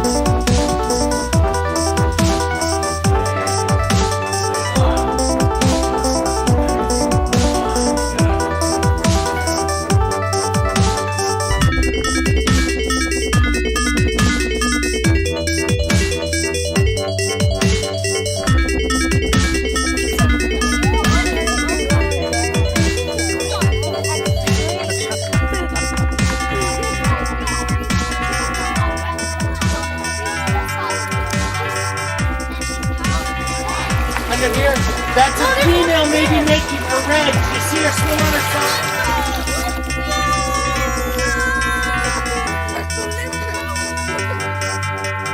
Salmon need cold, clean water.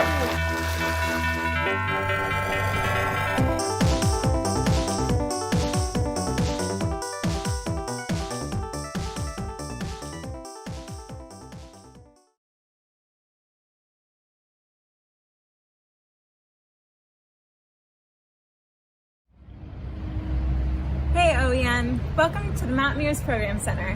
We're located here in Seattle, which is the traditional land of the Duwamish, the Coast Salish, the Suquamish, and the Stillaguamish people of past and present. I'm really excited to show you our gear library. Follow me inside.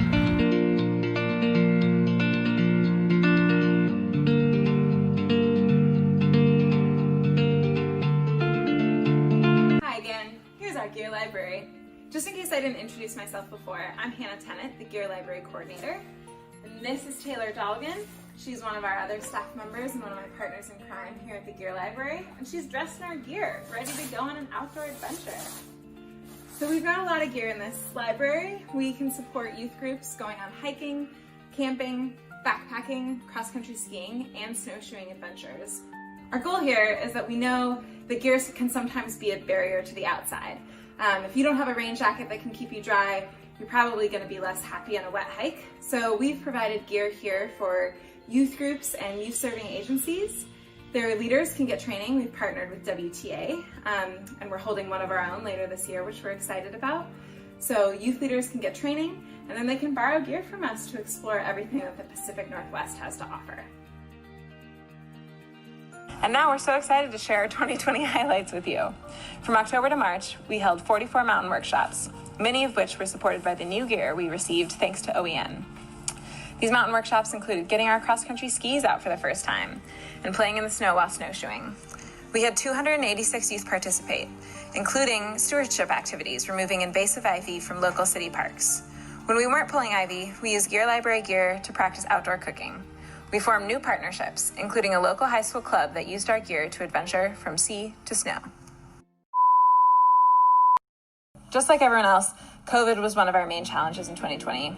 We all spent a lot of time staying indoors to stay safe, and that meant the gear wasn't going anywhere. However, we did have a major success in the summer. We were able to run adventure camps for the first time, and they were made possible in a way that wouldn't have been possible before because they borrowed gear from the Gear Library. There are many things we're looking forward to in 2021, and we're excited to be getting back outside in modified ways. We already have mountain workshop groups coming back. Youth are already climbing and coming back to hiking with us, and we're planning to go skiing in the spring. The partnership with WTA has been really incredible, and we've sent our leaders to their Train the Trainer workshops, and I know that folks have benefited from those. We're excited to be running our first Train the Trainer workshop of our very own next spring. We'll be helping outdoor leaders learn how to get their kids out on cross-country skis. We're also shifting our lending model to better serve our community. We plan to open up to individuals and families, as well as youth groups. We're following in Goal's footsteps, and we're really excited about it. We think it will make the community at the Mountaineers more inclusive. Check back with us at the next summit to see how it's going. Thanks for exploring the Mountaineers Gear Library with us. We are excited about what we were able to do in 2020, and we're really looking forward to our adaptive programs in 2021 and still being able to support people going outside. Thanks, OEN, and we can't wait till we can see all of you in person.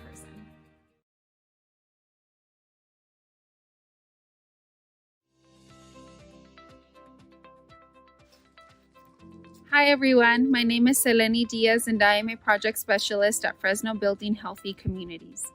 At Fresno Building Healthy Communities, our mission is to foster and encourage healthy communities where children and individuals can live safe, healthy, and productive lives. Fresno Building Healthy Communities is so excited to partner with Outdoors Empowered Network. As a new member, we are grateful for the resources this network offers. With the support of Outdoors Empowered Network, we have access to gear, training materials, and a strong foundational support to build a successful outdoor program.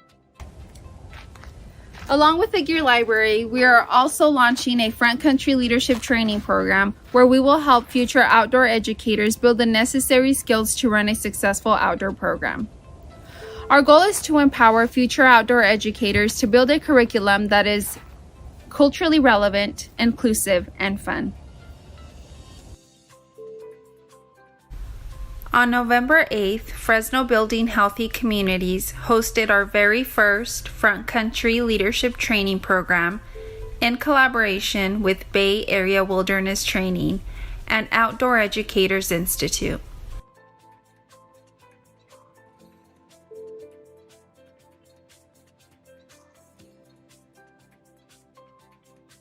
Despite dropping temperatures, surprise showers, and wind that seemed like it might blow us all away, our participants persevered through a number of workshops, activities, and discussions that prepared them for guiding youth safely and successfully on overnight camping trips and hikes. Front Country Leadership Training provides a look into and paves the way for the future of outdoor education. A new generation of diverse individuals like Black, Indigenous, and other people of color are taking the lead on some of the challenges they may face in the outdoor industry. This includes, but isn't limited to, a lack of access to outdoor spaces, cost of gear, curriculum that fails to acknowledge ancestral land history, and job opportunities that do not provide a livable wage.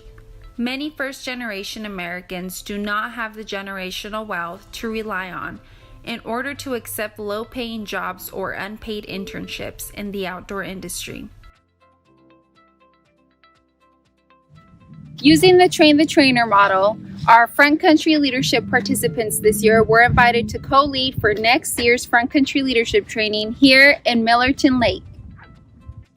At Fresno Building Healthy Communities, we will continue to advocate for Black, Indigenous, and other people of color. We will continue to help develop the future leaders of outdoor education.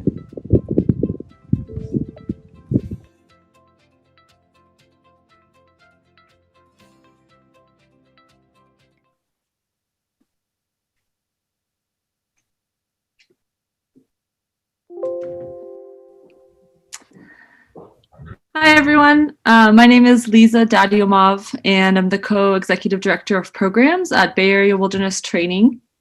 I am currently calling in from Sierra Miwok territory in California today. And just want to thank everyone for being a part of this virtual summit tonight. I'm really happy and really humbled to be in community with all of you, even across coasts and across states. As some of you heard a little bit about Bay Area Wilderness Training, or BOT as we like to call it. We were founded in 1999. We were modeled after YOP. And I want to give a little shout out to Kyle McDonald here, who helped found BOT in 1999. We currently operate 3 gear libraries around the Bay Area. In 2019, we served over 10,000 youth through our gear lending program. And we train over 200 teachers and youth workers each year through our day-long hiking programs, car camping training, backpacking, and snowshoeing. We work to lower barriers to help increase access to the outdoors for youth of color and of low-income backgrounds in particular. In our Oakland Gear Library, we have a quote wall where teachers write their favorite student quote from their trip when they come back to bring back their gear. And one that keeps coming back to me that I keep thinking about is a student who was on a camping trip with their school group who said, "I forgot about my anxiety." And this pandemic, for me, has really highlighted the importance of having equitable access to the outdoors and what that means. And while we did have to cancel a lot of our programs and shut the doors to our gear library in the spring, we have been able to start up our programming again this fall, and I'm really proud of our team who worked really hard to adapt our programs to be socially distanced and virtual and accessible. So this fall, we've been able to train 41 educators through our outdoor leadership program, both through videos and virtual orientations, as well as in-person programming. And we've also been able to operate our gear libraries again, mostly lending out gear to families and individuals. Mostly this time, it really has challenged us to keep, questioning the why and the how of this work, just like CJ talked about. And tonight we're excited to highlight one particular program that BOT is a part of called Oakland Goes Outdoors, which our program coordinator Erica is going to introduce to you now. Good evening, everyone. My name is Erica Bruno, and I'm the program coordinator at Bay Area Wilderness Training, also known as BOT, as Lisa mentioned. I'm currently calling in from coastal Miwok ancestral lands. The video I'm presenting tonight highlights one program in which BOT is involved called Oakland Goes Outdoors, or endearingly known as OGO. BOT is partnering with the Oakland Unified School District, located on the land of the Chochenyo-speaking Ohlone, and the San Francisco Foundation, seated on the land of the Ramaytush Ohlone, to increase access to the outdoors for middle school students in the city of Oakland. Oakland Goes Outdoors, or OGO, is an example of working, excuse me, sorry, there was a dog, at an institutional level to support outdoor programming. This partnership and program they were both made possible because of a teacher in Oakland who was passionate about outdoor programming for his middle school students. He went on to become principal and was able to implement OGO to his specific site. He then helped expand the program. I'm so sorry, you all. This dog, you all know how it goes. But anyway, to all middle schools at the district level after becoming superintendent of Oakland Unified. This video was made by the Redford Center in their efforts of storytelling around the importance of increased equity for accessing the outdoors, Currently, we are working to provide day hike experiences to students through this program amidst the challenges of COVID-19. And in the future, we plan to expand Oakland Goes Outdoors from middle school to all grades, K through 12, with support from our funders. Thank you.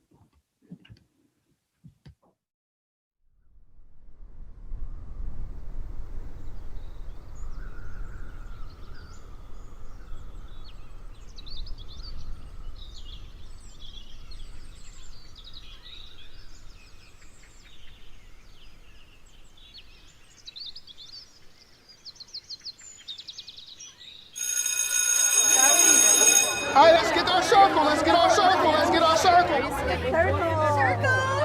How many of you have never been camping before? You've never been. How many of you have been only once? All right, thank you.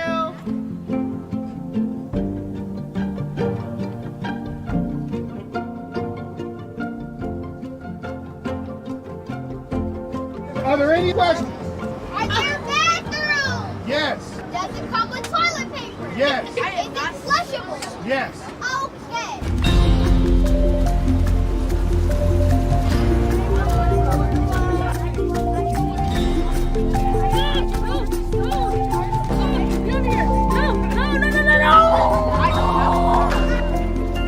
Is everyone excited? Yeah! All right, I need everybody quiet and stay all of your devices off. Yes, we should all just. I killed it. I killed it. It's right there. That bug.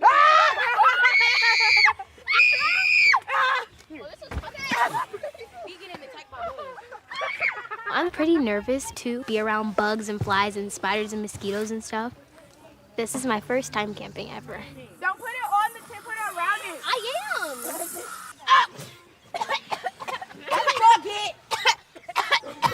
Oh God. Oh God. He's just like.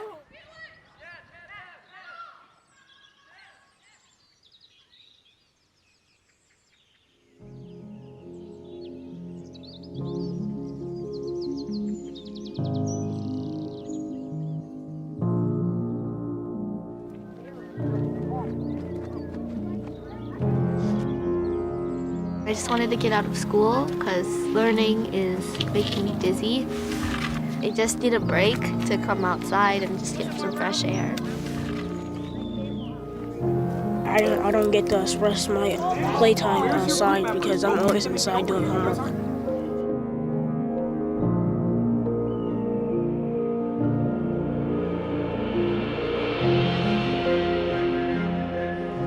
When we turned all our lights off, we were able to see the stars and we could hear the birds chirping. It felt like I was in heaven or something.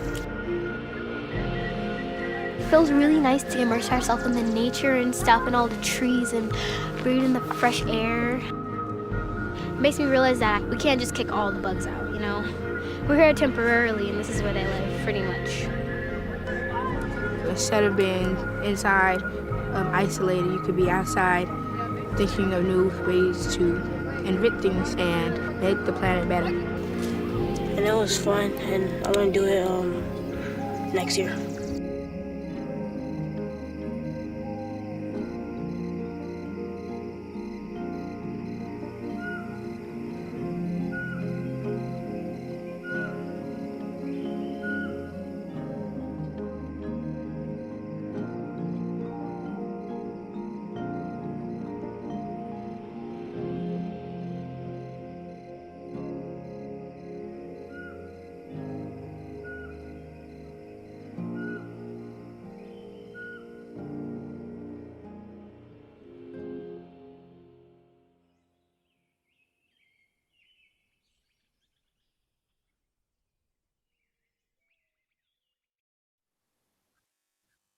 Wow, what an amazing evening.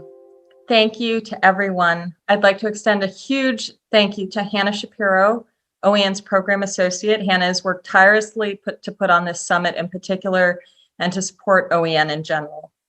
Thank you, CJ, for your amazing words tonight. I really appreciate your vision, support, and friendship.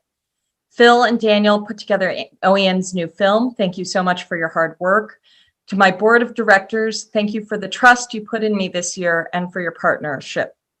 Thank you, Advisory Council and OEN members, for all the collaboration, conversations, and network building you've done this year. The network is only possible because of your hard work every day. Garrett, thank you for the incredible partnership you've provided as the chair of the Advisory Council. You've helped keep our work both steady and inspirational. And finally, thank you to everyone tuning in tonight. As Mitch said, Outdoors Empowered Network absolutely relies on your support, and we appreciate your generosity. In the end, Outdoors Empowered Network is about a vision for a future world where everyone, regardless of race, ethnicity, gender, sexuality, religion, and ability, can experience the outdoors safely with good gear and with the people that they love. It is a future world where the outdoors isn't far away and hard to get to, but close by, part of our daily lives, where we all live connected to land without an artificial separation between front country and back country. Through the Outdoors Empowered Network, we have an incredible model for recreating and repairing the lineages that teach kids about the outdoors. Together, with your support, we can continue to grow, seeding new programs in partnership with communities around the country. Many thanks and have a good evening.